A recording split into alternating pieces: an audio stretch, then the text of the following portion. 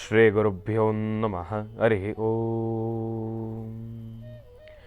ಗುರುಬ್ರಹ್ಮ ಗುರುವಿಷ್ಣು ಗುರುದೇವೋ ಮಹೇಶ್ವರಃ. ಗುರು ಸಾಕ್ಷಾತ್ ಪರಬ್ರಹ್ಮ ತಸ್ಮೈ ಶ್ರೀ ಗುರುವೇ ನಮಃ. ಗುರವೇ ಸರ್ವಲೋಕಾನಾಂ ವಿಷಜೇ ಭವರೋಗಿಣಾಂ ನಿಧಯೇ ಸರ್ವವಿದ್ಯಾನಾಂ ಶ್ರೀ ದಕ್ಷಿಣಾಮೂರ್ತಯೇ ನಮೋ ನಮಃ. ಜ್ಞಾನಾನಂದಮಯಂ ದೇವಂ ನಿರ್ಮಲಂ ಸ್ಫಟಿಕಾಕೃತಿಂ ಆಧಾರಂ ಸರ್ವವಿದ್ಯಾನಾಂ ಹಯಗ್ರೀವಮುಪಾಸ್ಮಹೇ. ರಾಮಾಯ ರಾಮಭದ್ರಾಯ ರಾಮಚಂದ್ರಾಯ ವೇದಸೆ ರಘುನಾಥಾಯ ನಾಥಾಯ ಸೀತಾಯ ಪತಯೇ ನಮಃ. ಜಗತಪಿತರಂ ವಂದೇ ಪಾರ್ವತಿ ಪರಮೇಶ್ವರೌ.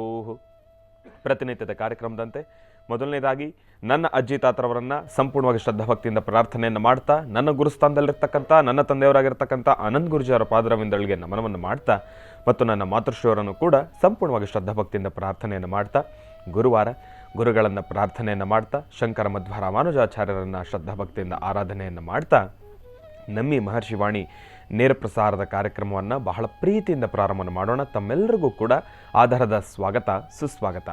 ಸ್ಪೆಷಲ್ ಪಾರ್ಟ್ನರ್ಸ್ ಅಮೃತ ಬಿಂದು. ಹೊಟ್ಟೆ ಉರಿ, ಅಸಿಡಿಟಿ, ಗ್ಯಾಸ್ಟ್ರಿಕ್ಕು, ಅಸಿಡಿಟಿ, ಅಲ್ಸರು, ಹೊಟ್ಟೆಗೆ ಸಂಬಂಧಪಟ್ಟಿರ್ತಕ್ಕಂಥ ಏನೊಂದು ಸಮಸ್ಯೆ ಆದ್ರೂ ಕೂಡ ರಾಮಬಾಣದಂತೆ ಕೆಲಸ ಮಾಡುತ್ತೆ ಅಮೃತ ಬಿಂದು.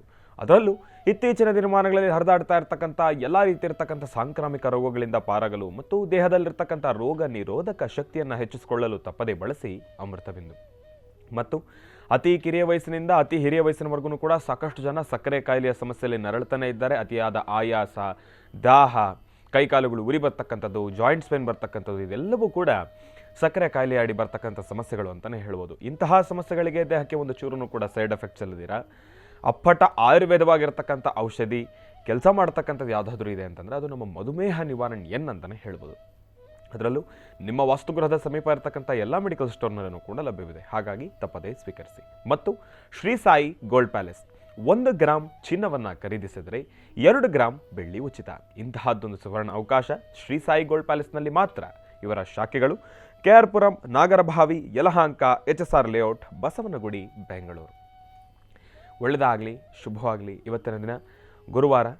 ನಮ್ಮ ಪ್ರೀತಿಯ ಗುರುಗಳನ್ನು ಕೂಡ ನಾವು ಕಾರ್ಯಕ್ರಮಕ್ಕೆ ಸ್ವಾಗತಿಸ್ಬಿಡೋಣ. ಗುರುಗಳ ಆಶೀರ್ವಾದವನ್ನು ಪಡ್ಕೊಳ್ಳೋಣ. ಅದರ ಜೊತೆಗೆ ಈಗ ತಾನೇ ತಾವೆಲ್ಲರೂ ಕೂಡ ಒಂದಿಷ್ಟು ದೃಶ್ಯಾವಳಿಗಳನ್ನ ದರ್ಶನವನ್ನು ಮಾಡ್ಕೊಂಡು ಬಂದ್ರಿ. ಏನಪ್ಪ ಅಂತಂದರೆ, ನಮ್ಮ ನಿಮ್ಮೆಲ್ಲರ ಪ್ರೀತಿಯ ಸಾನ್ನಿಧ್ಯ, ಸಾಕಷ್ಟು ಶಕ್ತಿ ಉಳ್ಳಂತಹ ಸಾನ್ನಿಧ್ಯ, ಶಕ್ತಿಯನ್ನು ನಾವು ಅನುಭವಿಸಬಹುದಾಗಿರ್ತಕ್ಕಂಥ ಒಂದು ಸಾನ್ನಿಧ್ಯ ಅಂತಂದರೆ ಅದು ಲಕ್ಷ್ಮೀ ಭೂವರಹಸ್ವಾಮಿಯ ಸಾಲಿಗ್ರಾಮ ಕ್ಷೇತ್ರ. ಮನುಷ್ಯನ ಜೀವನದಲ್ಲಿ ಅಚ್ಚರಿಗಳನ್ನು, ಪವಾಡಗಳನ್ನು ಈ ಕ್ಷಣವೂ ಕೂಡ ನಾವು ಗಮನಿಸ್ಬೋದು, ಅದನ್ನು ನಾವು ಅರ್ಥಕೊಳ್ಬೋದು. ಅದು ನಮ್ಮ ಗಮನಕ್ಕೆ ಬರ್ತಕ್ಕಂಥ ಸಾನ್ನಿಧ್ಯ ಅಂತಂದರೆ ಅದು ಭೂವರಹಸ್ವಾಮಿಯ ಸಾನ್ನಿಧ್ಯ ಅಂತಲೇ ಹೇಳ್ಬೋದು. ಯಾಕೆ ವಿಚಾರ ಹೇಳ್ತಾ ಇದ್ದೀನಿ ಅಂತಂದರೆ, ಇವತ್ತಿಗೂ ಕೂಡ ಎಷ್ಟೋ ಜನರ ಭಕ್ತಾದಿಗಳು ಅವರ ಮನಸ್ಸಿನಲ್ಲಿರ್ತಕ್ಕಂಥ ಒಂದು ಅನುಭವ, ಅವರ ಪ್ರತಿಕ್ರಿಯೆಗಳೆಲ್ಲವನ್ನೂ ಕೂಡ ತೆಗೆದುಕೊಂಡಾಗ ನಮ್ಮ ಗಮನಕ್ಕೆ ಬಂದಿರತಕ್ಕಂಥ ವಿಚಾರ ಇದು. ಯಾಕೆ ಅಂತಂದರೆ ಬರೋರೆಲ್ಲರೂ ಹೇಳೋದು ಒಂದೇ ಮಾತು, ಗುರುಗಳೇ ಎಷ್ಟೋ ವರ್ಷಗಳಿಂದ ನಿಂತಿರ್ತಕ್ಕಂಥ ನಮ್ಮ ಈ ಕೆಲಸಗಳು ಮುಂದುವರೆದಿರ್ತಕ್ಕಂಥದ್ದು, ಅದರಲ್ಲೂ ಭೂಮಿಗೆ ಸಂಬಂಧಪಟ್ಟಿರ್ತಕ್ಕಂಥದ್ದು ಮಾತ್ರ ನಿಜಕ್ಕೂ ಅಚ್ಚರಿ ಅನಿಸುವಂಥ ರೀತಿಯೇ ನಮ್ಮ ಮನಸ್ಸಿನಲ್ಲಿ ಒಂದು ಭಾವನೆ ಗುರುಗಳೇ. ಯಾಕೆ ಅಂತಂದರೆ 60 ವರ್ಷಗಳಿಂದ ನಿಂತಿರ್ತಕ್ಕಂಥ ಕೇಸುಗಳನ್ನು ಕೂಡ ಇವತ್ತಿನ ದಿನ ಮುಂದುವರೆದಿರ್ತಕ್ಕಂಥದ್ದಿದೆ, ಸಂಪನ್ನಗೊಂಡಿರ್ತಕ್ಕಂಥದ್ದಿದೆ.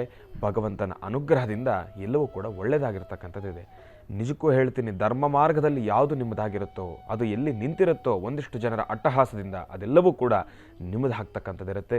ಯೋಚನೆ ಮಾಡ್ತಕ್ಕಂಥದ್ದು ಬೇಡ. ಭೂವರಹಸ್ವಾಮಿನ ಪ್ರಾರ್ಥನೆಯನ್ನು ಮಾಡಿ. ಅದೇ ರೀತಿ ಭೂವರಹಸ್ವಾಮಿ ಕ್ಷೇತ್ರದಲ್ಲಿ ನೆರವೇರತಕ್ಕಂಥ ವಸಂತೋತ್ಸವದ ಕಾರ್ಯಕ್ರಮದ ಒಂದಿಷ್ಟು ದೃಶ್ಯಾವಳಿಗಳನ್ನು ಈಗ ತಾವೆಲ್ಲರೂ ಕೂಡ ದರ್ಶನವನ್ನು ಮಾಡ್ಕೊಂಡು ಬಂದಿರಿ. ಆದರೆ ಇದರ ಸಂಪೂರ್ಣವಾಗಿರ್ತಕ್ಕಂಥ ವಿಭಾಗ, ಸಂಪೂರ್ಣವಾಗಿ ಮಹರ್ಷಿ ಮಂದಿರದಲ್ಲಿ ನೆರವೇರಿರ್ತಕ್ಕಂಥ ವಸಂತೋತ್ಸವದ ಕಾರ್ಯಕ್ರಮ ಹೇಗೆಲ್ಲ ನೆರವೇರಿತು, ಯಾವ ರೀತಿ ಕ್ರಮಾನುಷ್ಠಾನಗಳು ನೆರವೇರಿತು, ಅಲ್ಲಿನ ಪೂಜಾನುಷ್ಠಾನ ಹೇಗಿತ್ತು, ವಸಂತೋತ್ಸವದ ಕಾರ್ಯಕ್ರಮಕ್ಕೆ ಬಂದಿರತಕ್ಕಂಥ ಜನರು, ಅವರ ಒಂದು ಅಭಿಪ್ರಾಯ, ಇದೆಲ್ಲವನ್ನೂ ಕೂಡ ಇದೇ ಬರ್ತಕ್ಕಂಥ ಶನಿವಾರದ ವಿಶೇಷ ಮಹರ್ಷಿವಾಣಿ ಕಾರ್ಯಕ್ರಮದಲ್ಲಿ ತಾವೆಲ್ಲರೂ ಕೂಡ ವೀಕ್ಷಿಸೋರಿದ್ದೀರಿ. ಹಾಗಾಗಿ ತಪ್ಪದೇ ವೀಕ್ಷಿಸಿ ಶನಿವಾರದ ವಿಶೇಷ ಮಹರ್ಷಿವಾಣಿ ಕಾರ್ಯಕ್ರಮ. ಒಳ್ಳೆಯದಾಗಲಿ, ಶುಭವಾಗಲಿ. ಇನ್ನು ಈಗ ನಮ್ಮ ಪ್ರೀತಿಯ ಗುರುಗಳನ್ನು ಕಾರ್ಯಕ್ರಮಕ್ಕೆ ಸ್ವಾಗತಿಸಿಬಿಡೋಣ. ಶ್ರೀಯುತರು ಸಾಮುದ್ರಿಕಾ ಶಿರೋಮಣಿ, ಸ್ವರ ಸರ್ವಜ್ಞ, ದರ್ಪಣಾಂಜನ, ಚಕ್ಷುರ್ಮತಿ ವಿದ್ಯಾನಿಪುಣ, ಶ್ರೀ ವಿದ್ಯೋಪಾಸಕ ರತ್ನ, ಅಥರ್ವಣ ಪರಿಹಾರ ಪ್ರವೀಣರು ಮತ್ತು ವನಸಿರಿ ಆಯುರ್ವೇದ ರತ್ನರು, ನಮ್ಮ ನಿಮ್ಮೆಲ್ಲರ ಪ್ರೀತಿಯ ಅಚ್ಚುಮೆಚ್ಚಿನ ಮಹರ್ಷಿ ಮಂದಿರ ಬ್ರಹ್ಮರ್ಷಿ ಆನಂದ ಸಿದ್ಧಿಪೀಠಂನ ಸಂಸ್ಥಾಪಕರು, ಖ್ಯಾತ ಜ್ಯೋತಿಷಿಗಳು ಶ್ರೀ ಶ್ರೀ ಶ್ರೀ ಡಾಕ್ಟರ್ ಮಹರ್ಷಿ ಆನಂದ್ ಗುರುಜಿಯವರನ್ನು, ನನ್ನ ತಂದೆಯವರನ್ನು ಪ್ರೀತಿಪೂರ್ವಕವಾಗಿ, ಭಕ್ತಿಪೂರ್ವಕವಾಗಿ ಕಾರ್ಯಕ್ರಮಕ್ಕೆ ಸ್ವಾಗತಿಸೋಣ. ಗುರುಗಳೇ, ಕಾರ್ಯಕ್ರಮಕ್ಕೆ ಸ್ವಾಗತ, ಸುಸ್ವಾಗತ.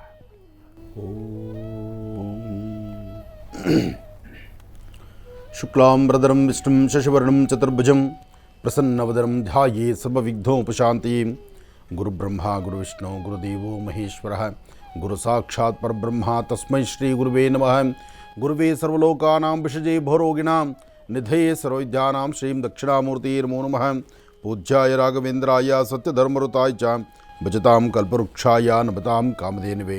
ಶ್ರೀಂ ರಾಘವೇಂದ್ರಾಯ ನಮಃ. ಶ್ರೀಂ ರಾಘವೇಂದ್ರಾಯ ನಮಃ. ಓಂ ಶ್ರೀಂ ರಾಘವೇಂದ್ರಾಯ ನಮಃ.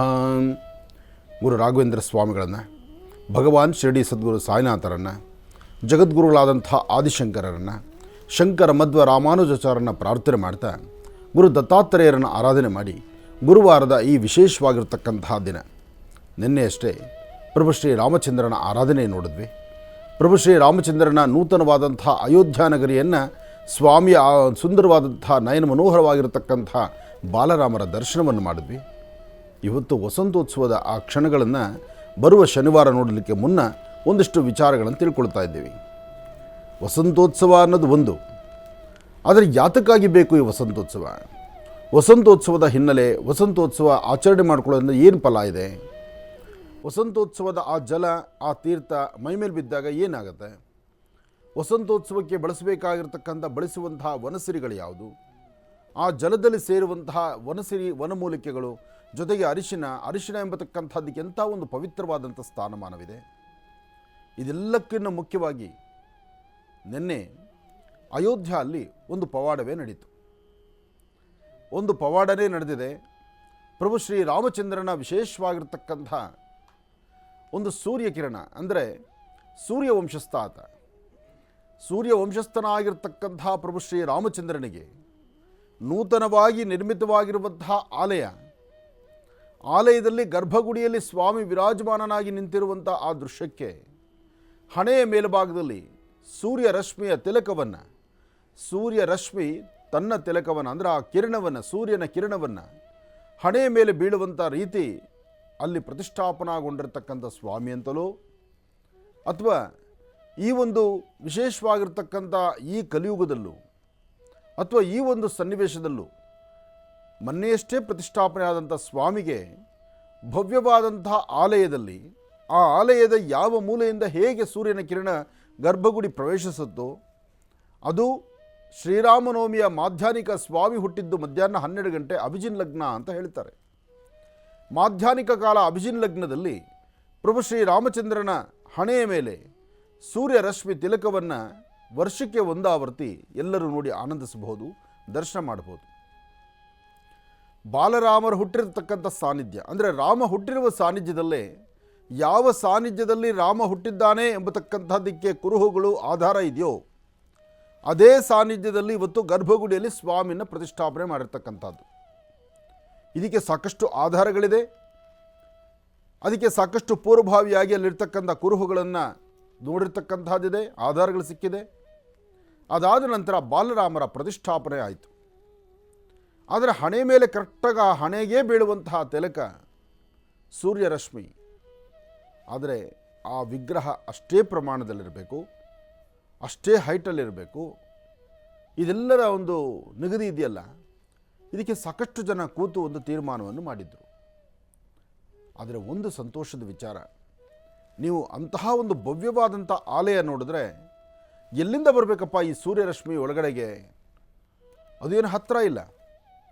ಪ್ರಧಾನ ದ್ವಾರ ಇರ್ತಕ್ಕಂಥದ್ದು ಅಷ್ಟು ದೂರದಲ್ಲಿ, ಪ್ರಧಾನ ದ್ವಾರಕ್ಕೂ ಗರ್ಭಗುಡಿಗೂ ಸಾಕಷ್ಟು ದೂರ ಇದೆ.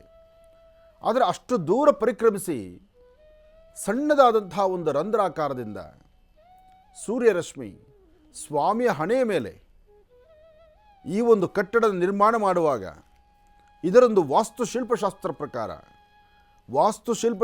ಪ್ರಕಾರ ಸೂರ್ಯರಶ್ಮಿ ಎಂಬತಕ್ಕಂಥದ್ದು ಸ್ವಾಮಿ ಇಷ್ಟೇ ಪ್ರಮಾಣದಲ್ಲಿ ನಿಂತಿರ್ತಾನೆ, ಇಷ್ಟೇ ಪ್ರಮಾಣದಲ್ಲಿ ಗರ್ಭಗುಡಿ ಆಗಬೇಕು, ಅದಕ್ಕೆ ಇಷ್ಟಿಂಚಲ್ಲಿ ಇರತಕ್ಕಂಥದ್ದಾಗಿರುತ್ತೆ. ಅದರ ಮೇಘದಲ್ಲಿ ಸ್ವಾಮಿ ನಿಂತಿರುವಂಥ ಕಾಲಕ್ಕೆ ಕರೆಕ್ಟಾಗಿ ಹಣೆ ಮೇಲೆ ಸೂರ್ಯನ ತಿಲಕ ಬೀಳಬೇಕು ಎಂಬತಕ್ಕಂಥ ಚಿಂತನೆ ಇತ್ತಲ್ಲ, ಇದೆಲ್ಲ ಒಂದು ಪವಾಡವೇ ಸರಿ. ಎಲ್ಲವನ್ನೂ ಆಚರಣೆ ಮಾಡುವಂಥದ್ದು, ಎಲ್ಲವನ್ನೂ ಮಾಡತಕ್ಕಂಥದ್ದು ಮಾನವನೇ. ಆದರೆ ಮನುಷ್ಯನಿಗೆ ಭಗವಂತ ಆ ಜ್ಞಾನವನ್ನು ಕೊಡಬೇಕು. ದೈವಂ ಮಾನಸ ರೂಪೇಣ ಅಂತ ಹೇಳಿದ್ದಾರೆ. ಇದನ್ನು ಚೆನ್ನಾಗಿ ಅರ್ಥ ಮಾಡ್ಕೊಳ್ಳಿ. ಮನುಷ್ಯ ಮಾಡಿದ್ದಾನೆ ಅಂದ ತಕ್ಷಣ ಅದನ್ನು ಕಡೆಗಣಿಸ್ತಕ್ಕಂಥದ್ದಲ್ಲ. ಮನುಷ್ಯ ಆ ಕೆಲಸ ಮಾಡಬೇಕಾದ್ರೆ ಆತನಿಗೆ ಒಂದು ದೈವಶಕ್ತಿ ಇರಬೇಕು, ಅಥವಾ ಆ ದೇವರು ಆ ಜ್ಞಾನವನ್ನು ಪಸರಿಸಬೇಕು. ಆ ಪಸರಿಸಿದ್ರೆ ಮಾತ್ರ ಸತ್ಯ. ಆತನೂ ತಾಯಿ ಗರ್ಭದಿಂದಲೇ ಬಂದಿದ್ದಾನೆ. ಆತನೂ ಮೊದಲು ನಮಸ್ಕಾರ ಮಾಡಬೇಕಾದ ಅವರಪ್ಪ ಅಮ್ಮನಿಗೇನೆ. ಜಗದಹಪ್ಪಿದರ ಮುಂದೆ ಪಾರ್ವತಿ ಪರಮೇಶ್ವರು ಒಂದು ಸಂಸ್ಕಾರವಂತ ಮಗು ಆಗಬೇಕಾದ್ರೆ, ಒಂದು ಸಂಸ್ಕಾರವಂತ ವ್ಯಕ್ತಿ ಆಗಬೇಕಾದ್ರೆ ಆತ ನಮ್ರತೆಯ ಬದುಕು, ತನ್ನ ತಂದೆ ತಾಯಿಯೇ ಪ್ರಧಾನ ಅಂತ ತಿಳಿದಿದ್ದರೆ ಇವೆಲ್ಲವೂ ತನ್ನ ಕೈಲಿ ನಡೆಸ್ಬಿಡ್ತಾನೆ ದೇವರು.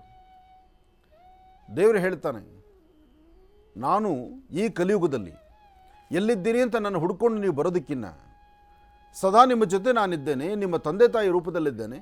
ಅವ್ರ ಪಾದ ಮುಟ್ಟಿ ನಮಸ್ಕಾರ ಮಾಡಿ ಅವ್ರ ಆಶೀರ್ವಾದ ತೆಗೆದುಕೊಳ್ಳಿ, ನಾನು ನಿಮಗೆ ಏನು ಬೇಕೋ ಆಶೀರ್ವದಿಸ್ತೇನೆ ಅಂತ ಹೇಳ್ತಾನೆ. ಅದಕ್ಕಾಗಿ ಸೂರ್ಯ ರಶ್ಮಿಯನ್ನು ದರ್ಶನ ಮಾಡಿದಂತಹ ನಾವು ನೀವು ಭಾಗ್ಯವಂತರಿದ್ದೇವೆ. ಪ್ರಭು ಶ್ರೀ ರಾಮಚಂದ್ರನ ವಿಶೇಷವಾಗಿರ್ತಕ್ಕಂಥ ಅಯೋಧ್ಯಾನಗರವಾಸಿ ಪ್ರಭು ಶ್ರೀ ರಾಮಚಂದ್ರ, ರಾಮ ಹುಟ್ಟಿರುವಂಥ ಸಾನ್ನಿಧ್ಯದಲ್ಲೇ ನಿರ್ಮಿತವಾಗಿರ್ತಕ್ಕಂಥ ಆಲಯ. ಯಾವ ಸಾನ್ನಿಧ್ಯದಲ್ಲಿ ಬಾಲರಾಮನಿಟ್ಟು ಆರಾಧನೆ ಮಾಡ್ತಾ ಇದ್ರು, ಆ ಸಾನ್ನಿಧ್ಯವನ್ನು ಇವತ್ತು ದರ್ಶನ ಮಾಡುವಂಥ ಯೋಗಫಲ ನಮ್ಮದಾಗಿದೆ. ನಿನ್ನೆ ಅಯೋಧ್ಯ ದರ್ಶನ, ಇವತ್ತು ಪ್ರಭು ಶ್ರೀ ರಾಮಚಂದ್ರನ ವಿಶೇಷವಾದ ದರ್ಶನ ನಮ್ಮ ಮಹರ್ಷಿವಾಣಿ ಕಾರ್ಯಕ್ರಮದಲ್ಲಿ ನಾವೆಲ್ಲರೂ ನೋಡಿದ್ದೇವೆ. ಒಳ್ಳೆಯದಾಗಲಿ, ಶುಭವಾಗಲಿ. ಇನ್ನು ಬಹಳ ವಿಶೇಷವಾಗಿ ಇಂದಿನ ಭಾಗದಲ್ಲಿ ಪ್ರಭು ಶ್ರೀ ರಾಮಚಂದ್ರನ ತಿಲಕದ ಮೇಲೆ ಸೂರ್ಯ ರಶ್ಮಿ ಬಿದ್ದಿರತಕ್ಕಂಥ ಆ ಒಂದು ದಿವ್ಯ ಕ್ಷಣವನ್ನು ನಾವೆಲ್ಲರೂ ಕೂಡ ದರ್ಶನವನ್ನು ಮಾಡಿರ್ತಕ್ಕಂಥದ್ದಾಯಿತು. ಅದರಲ್ಲೂ ಗುರುವಾರ ಇವತ್ತಿನ ದಿವಸ ಮಹರ್ಷಿವಾಣಿ ನೇರಪ್ರಸಾರದ ಕಾರ್ಯಕ್ರಮದಲ್ಲಿ ಭಗವಂತನ ದರ್ಶನವನ್ನು ಮಾಡಿರ್ತಕ್ಕಂಥದ್ದು ನಮ್ಮೆಲ್ಲರ ಪೂರ್ವಜನ್ಮದ ಪುಣ್ಯ ಅಂತಲೇ ಹೇಳ್ಬೋದು. ಅದಾಯಿತು, ಗುರುಜಿಯವರು ಕೂಡ ಅದ್ರ ಬಗ್ಗೆ ಸಾಕಷ್ಟು ವಿಚಾರಗಳನ್ನು ತಿಳಿಸ್ಕೊಟ್ರು. ಇನ್ನು ಈಗ ಇವತ್ತಿನ ದಿನದ ವಿಶೇಷತೆ, ಪಂಚಾಂಗ ಶ್ರವಣ, ರಾಶಿಫಲ ಇದೆಲ್ಲವನ್ನು ಕೂಡ ತಿಳ್ಕೊಳ್ಬೇಕಲ್ವ. ಹಾಗಾಗಿ ಈಗ ಪ್ರಾರಂಭವನ್ನು ಮಾಡೋಣ ದಿನ ವಿಶೇಷ.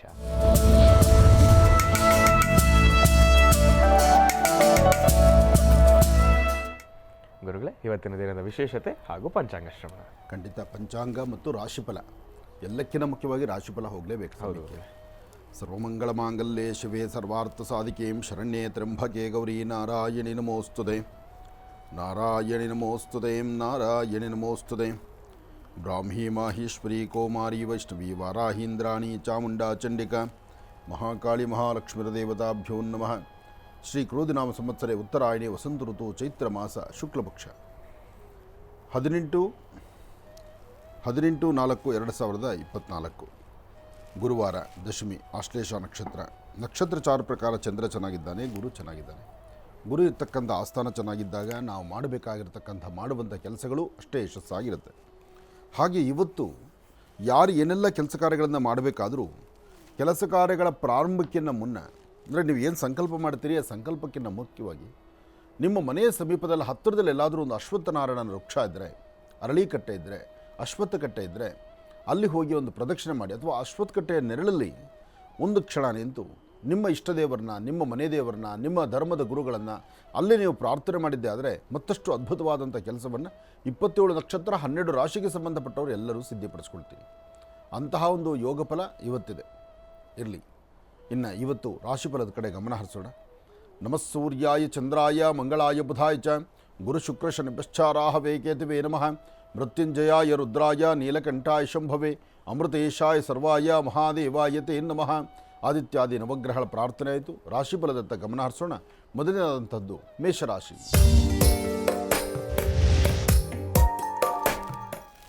ಮೇಷರಾಶಿ ಮೇಷಲಗ್ನ. ಮೇಷಲಗ್ನದಲ್ಲಿರ್ತಕ್ಕಂಥವರಿಗೆ ಚಂದ್ರ ಮತ್ತು ಗುರು ಇರ್ತಕ್ಕಂಥ ಆಸ್ಥಾನ, ಬುಧ ಮತ್ತು ಶುಕ್ರ ಇರ್ತಕ್ಕಂಥ ಆಸ್ಥಾನ ಚೆನ್ನಾಗಿದ್ದು ಇವತ್ತಿನ ಕೆಲಸ ಕಾರ್ಯಗಳಲ್ಲಿ ಏನಾದರೂ ಒಂದು ಲಾಭವನ್ನು ಗಳಿಸಬೇಕು, ಫಲಾಫಲಗಳನ್ನು ಸಿದ್ಧಿಪಡಿಸ್ಕೊಳ್ಬೇಕು, ಮಾಡುವಂಥ ಕೆಲಸದಲ್ಲಿ ಅದ್ಭುತವಾದಂತಹ ಕಾಯಕವನ್ನು ಸಿದ್ಧಿಪಡಿಸ್ಕೊಳ್ಬೇಕು ಎಂಬತಕ್ಕಂಥ ಚಿಂತನೆಯಲ್ಲಿದ್ದರೆ ಖಂಡಿತ ಇವತ್ತು ಅದೃಷ್ಟ ನಿಮ್ಮದೇ. ಯಾಕೆಂದರೆ ಇವತ್ತಿನ ಫಲಾಫಲದಲ್ಲಿ ಬುಧ ಮತ್ತು ಚಂದ್ರ ಇರ್ತಕ್ಕಂಥ ಆಸ್ಥಾನ ಚೆನ್ನಾಗಿದ್ದು ಬುಧ ಚಂದ್ರರ ಯೋಗ ಫಲ ಇದ್ದಾಗ ನೀವು ಏನಂದುಕೊಂಡ್ರೂ ಸಾಧನೆ ಮಾಡ್ತೀರಿ. ಆದರೆ ಮೇಷರಾಶಿಯಲ್ಲಿರ್ತಕ್ಕಂಥವರು ಇವತ್ತು ಮಧ್ಯಾಹ್ನ ಸರಿಸುಮಾರು 12:20 4:15 12:20 4:15 ಅಷ್ಟು ಒಳ್ಳೆ ಕಾಲ ಅಲ್ಲ. ಈ ಸಮಯದಲ್ಲೇ ಒಂದಲ್ಲ ಒಂಥರ ತೊಂದರೆ ತಾಪತ್ರೆಗಳು ನಿಮ್ಮನ್ನು ಬಾಧಿಸುತ್ತೆ. ಆಗ ಬಹಳ ಎಚ್ಚರಿಕೆ ಬೇಕಾಗುತ್ತೆ. ಜೋಪಾನವಾಗಿ ಒಂದು ಕೆಲಸವನ್ನು ಕಾರ್ಯಸಿದ್ಧಿ ಮಾಡಿಕೊಳ್ಳುವಂಥ ಯೋಗಫಲ ನಿಮ್ಮದಾಗಬೇಕಾದ್ರೆ ಮಹಾಗಣಪತಿಯನ್ನು ಪ್ರಾರ್ಥನೆ ಮಾಡಿ. ಜೊತೆಗೆ ಪ್ರಾರಂಭದಲ್ಲೇ ಹೇಳಿದೆ, ಒಂದು ಅಶ್ವತ್ಥ ಅಥವಾ ಅರಳಿ ವೃಕ್ಷದ ಹತ್ರ ಹೋಗಿ ಅಲ್ಲಿ ಒಂದು ಪ್ರಾರ್ಥನೆ ಸಲ್ಲಿಸಿದ್ದೆ ಆದರೆ ಖಂಡಿತ ಇವತ್ತು ಮೇಷರಾಶಿಯವರೆಗೂ ಅಷ್ಟೇ ಅದೃಷ್ಟ ಫಲವನ್ನು ಸಿದ್ಧಿಪಡಿಸ್ಕೊಳ್ತೀರಿ. ಮೇಷರಾಶಿಯಲ್ಲಿರ್ತಕ್ಕಂಥ ಹೆಣ್ಣು ಮಕ್ಕಳು ಮಾತ್ರ ಇವತ್ತು ಸ್ವಲ್ಪ ತಾಳ್ಮೆ ತಗೋಬೇಕು. ಯಾವುದೇ ವಿಚಾರವನ್ನು ರೌದ್ರಪಡಿಸಬೇಡಿ. ನಿಮಗೆ ಸಂಪೂರ್ಣ ಮಾಹಿತಿ ಇಲ್ದಿರ ಅದನ್ನು ಮಾತಾಡಬೇಡಿ. ಎಲ್ಲಕ್ಕಿಂತ ಮುಖ್ಯವಾಗಿ ಮಾತೇ ಬೇಡ, ಮೌನವಾಗಿರಿ, ನಗನಗ್ತಾ ಇರಿ. ನಿಮ್ಮ ಹಸನ್ಮುಖಿತನ ಇರಲಿ, ಆದರೆ ಆಡುವ ಮಾತು ಏನಾದರೂ ಹೆಚ್ಚು ಕಮ್ಮಿ ಮಾತಾಡಿ ತಿರುಗಿ ಇನ್ನೊಂದು ಸಮಸ್ಯೆ ತಂದುಕೊಳ್ಳೋದು ಬೇಡ. ಜೋಪಾನ ಇರಲಿ, ಎಚ್ಚರಿಕೆಯಿಂದಿರಿ. ಒಳ್ಳೆಯದಾಗಲಿ, ಶುಭವಾಗಲಿ. ಇನ್ನು ವೃಷಭ ರಾಶಿ. ವೃಷಭ ರಾಶಿ, ವೃಷಭ ಲಗ್ನ. ವೃಷಭ ರಾಶಿ, ವೃಷಭ ಲಗ್ನದಲ್ಲಿರ್ತಕ್ಕಂಥವ್ರಿಗೆ ಚಂದ್ರ ಮತ್ತು ಗುರುವಿನ ಆಸ್ಥಾನದಿಂದ ಫಲಾಫಲಗಳಲ್ಲಿ ಲಾಭವನ್ನು ಗಳಿಸ್ತೀರಿ. ಸಣ್ಣ ಸಣ್ಣ ವಿಚಾರಕ್ಕೂ ಸಹಿತ ಮನಸ್ತಾಪ ತಂದುಕೊಳ್ತೀರಿ. ಯಾವುದೇ ಫಲಾಫಲಗಳನ್ನು ನಿಮ್ಮ ಮನಸ್ಸಲ್ಲಿರುವಂತಹ ದೃಢ ಸಂಕಲ್ಪವನ್ನು ಕಾರ್ಯಸಿದ್ಧಿ ಮಾಡಿಕೊಳ್ಬೇಕಾದ್ರೆ, ಇವತ್ತು ನೀವು ಮಾಡುವಂಥ ಕೆಲಸದಲ್ಲಿ ಒಂದು ಬದಲಾವಣೆ ತಂದುಕೊಳ್ಬೇಕಾದ್ರೂ ಮನೆಯಲ್ಲಿರ್ತಕ್ಕಂಥ ಹಿರಿಯರಾಗಲಿ, ನಿಮ್ಮ ಆತ್ಮೀಯರಾಗಲಿ, ಕುಟುಂಬದ ಸದಸ್ಯರಾಗಲಿ, ಅವರು ಹೇಳುವಂಥ ಮಾತುಗಳನ್ನು ಸ್ವಲ್ಪ ಆಲಿಸಿ. ಯಾಕೆಂದರೆ ಎಲ್ಲ ಸಮಯ ಒಂದೇ ಥರ ಇರೋದಿಲ್ಲ. ಇವತ್ತು ರೌದ್ರತೆಯಿಂದ ನಿಮ್ಮಲ್ಲಿರ್ತಕ್ಕಂಥ ಆ ಮುಂಗೋಪ, ನಿಮ್ಮ ಮೂಗಿನ ತುದಿಯಲ್ಲಿರ್ತಕ್ಕಂಥ ಕೋಪದಿಂದ ಯಾವುದು ಬೇಡವೋ ಅದನ್ನೇ ನೀವು ಸ್ವಾಗತಿಸಿಬಿಡ್ತೀರಿ. ಅಂದರೆ ಬೇಡದ ವಿಚಾರಗಳನ್ನು ತಲೆಗೆ ತಂದುಕೊಂಡು ಜೋರಾಗಿ ಮಾತಾಡಿ 4 ಜನದಲ್ಲಿ ನಿಷ್ಠುರ ಆಗುವಂಥ ಪರಿಸ್ಥಿತಿ ಇವತ್ತು ಎದುರಾಗ್ಬಿಡುತ್ತೆ. ಹಾಗಾಗಿ ತುಂಬ ಎಚ್ಚರಿಕೆ ಬೇಕಾಗತ್ತೆ. ಇವತ್ತು ಭಾಳಷ್ಟು ಜೋಪಾನ ಬೇಕು, ಎಚ್ಚರಿಕೆ ಬೇಕು. ಅದರ ಮಧ್ಯದಲ್ಲಿ ನಿಮ್ಮ ಕುಲದೇವರನ್ನು ಪ್ರಾರ್ಥನೆ ಮಾಡುವಂಥದ್ದಾಗಬೇಕು. ಕುಲದೇವರ ಪ್ರಾರ್ಥನೆ ಇರಲಿ. ಸಾಧ್ಯವಾದರೆ ಅಪ್ಪಟ ಶ್ರೀಗಂಧ ಚಕ್ಕೆಯಿಂದ ತೆಗೆದಿರ್ತಕ್ಕಂಥ ಗಂಧ ಆಗಲಿ, ಅಥವಾ ಅರಿಶಿಣವನ್ನು ನೀರಲ್ಲಿ ಕಲಸಿರ್ತಕ್ಕಂಥ ಅರಿಶಿಣದ ಗಂಧ ಆಗಲಿ, ಎರಡರಲ್ಲಿ ಒಂದನ್ನು ತೆಗೆದುಕೊಂಡು ನಿಮ್ಮ ಉಂಗುರದ ಬೆರಳಿನಿಂದ ಒಂದು ಎಲೆಯ ಮೇಲೆ, ಯಾವುದಾದ್ರೂ ಹಸಿರು ಎಲೆ ಆಗಿರ್ಬೋದು, ಆ ಹಸಿರು ಎಲೆಯನ್ನು ತಂದು ನಿಮ್ಮ ಉಂಗುರದ ಬೆರಳಿಂದ ಓಂ ಎಂಬತಕ್ಕಂತಹ ಅಕ್ಷರವನ್ನು ಮುಂಭಾಗದಲ್ಲಿ ಬರೆದು, ಆ ಓಂ ಎಂಬತಕ್ಕಂಥ ಅಕ್ಷರ ಬರೆದಿರ್ತಕ್ಕಂತಹ ಪ್ರಮಾಣದ ಆ ಒಂದು ಮುಂಭಾಗ ಬಿಟ್ಟು ಅದರ ಹಿಂಬದಿಯಲ್ಲಿ ಒಂದು ತ್ರಿಕೋನವನ್ನು ಬರೀರಿ, ಅದೇ ಅರಿಶಿಣದಿಂದ. ಇದು ಮಾಡಿರ್ತಕ್ಕಂಥ ಈ ಬರೆದಿರ್ತಕ್ಕಂತಹ ಆ ಎಲೆಯನ್ನು ಮುಂಭಾಗ ಮತ್ತು ಹಿಂಭಾಗದಲ್ಲಿ ದರ್ಶನ ಮಾಡಿಕೊಂಡು, ಯಾರೂ ತುಳಿದಿದ್ದಂಥ ಸ್ಥಳದಲ್ಲೋ ಅಥವಾ ಯಾವುದಾದ್ರು ಗಿಡಮರಗಳ ಮೇಲೋ ಇಟ್ಟು ಒಂದು ಪ್ರಾರ್ಥನೆ ಮಾಡಿದ್ದೆ ಆದರೆ, ಇವತ್ತು ನಿಮ್ಮ ಮಧ್ಯಾಹ್ನ ಸರಿಸುಮಾರು 2 ಗಂಟೆಯಿಂದ 4:20 ಮಧ್ಯದಲ್ಲಿ, 2 ರಿಂದ 4:20 ಇದು ಒಳ್ಳೆ ಕಾಲ ಅಲ್ಲ ವೃಷಭ ರಾಶಿಯವರಿಗೆ. ಈ ಸಮಯದಲ್ಲಿ ಒಂದಲ್ಲ ಥರ ತೊಂದರೆಗಳು ನೋಡ್ತೀರಿ. ಮಾಡದಿರತಕ್ಕಂಥ ತಪ್ಪುಗಳಿಗೆ ತಲೆ ಬಗ್ಗಿಸಬೇಕಾಗತ್ತೆ. ವಾಹನದಲ್ಲಿ ಚಲಿಸುವಾಗ ಬಹಳ ಎಚ್ಚರಿಕೆ ಬೇಕಾಗತ್ತೆ. ಯಾವುದೇ ನಿರ್ಣಯ ತೆಗೆದುಕೊಂಡ್ರೂ ಅದರಿಂದ ಒಂದು ಸಮಸ್ಯೆ ಅಂತೂ ಇದ್ದೇ ಇರುತ್ತೆ. ಅದಕ್ಕೆ ಅಂತಹ ದೋಷಗಳು ಬರೆದಿರಲಿಕ್ಕೋಸ್ಕರ ಈ ತಂತ್ರಸಾರವನ್ನು ಮಾಡಿ ಇದರಿಂದ ತುಂಬ ಒಳಿತನ್ನು ಕಾಣ್ತೀರಿ. ಒಳ್ಳೆಯದಾಗಲಿ. ಇನ್ನು ಮಿಥುನ ರಾಶಿ. ಮಿಥುನ ರಾಶಿ, ಮಿಥುನ ಲಗ್ನ. ಮಿಥುನ ರಾಶಿ, ಮಿಥುನ ಲಗ್ನದಲ್ಲಿರ್ತಕ್ಕಂಥವ್ರಿಗೆ ಚಂದ್ರ ಮತ್ತು ಬುಧ ಇರ್ತಕ್ಕಂಥ ಆಸ್ಥಾನ, ಗುರು ಮತ್ತು ಶುಕ್ರ ಇರ್ತಕ್ಕಂಥ ಆಸ್ಥಾನ ಚೆನ್ನಾಗಿದೆ. ಆರ್ಥಿಕ ಪರಿಸ್ಥಿತಿ ಪರವಾಗಿಲ್ಲ, ವ್ಯಾಪಾರ ಪರವಾಗಿಲ್ಲ, ವ್ಯವಹಾರ ಪರವಾಗಿಲ್ಲ, ಮನಸ್ಸಿಗೆ ಆನಂದತೆ ಇರುತ್ತೆ. ಜೊತೆಗೆ ಏನೋ ಒಂದು ಸಾಧನೆ ಚೆನ್ನಾಗಿದೆಯಲ್ಲ ಅಂತಕ್ಕಂಥದ್ದು ಇರುತ್ತೆ. ಅಥವಾ ನಿಮ್ಮ ಕೆಲಸದೊಂದು ಬದಲಾವಣೆ ತಂದುಕೊಂಡಿದ್ದೀವಲ್ಲ, ಬದಲಾವಣೆ ಯೋಗ ಫಲ ಚೆನ್ನಾಗಿದೆ ಅಂತ ಅಂದ್ಕೊಳ್ತೀರಿ.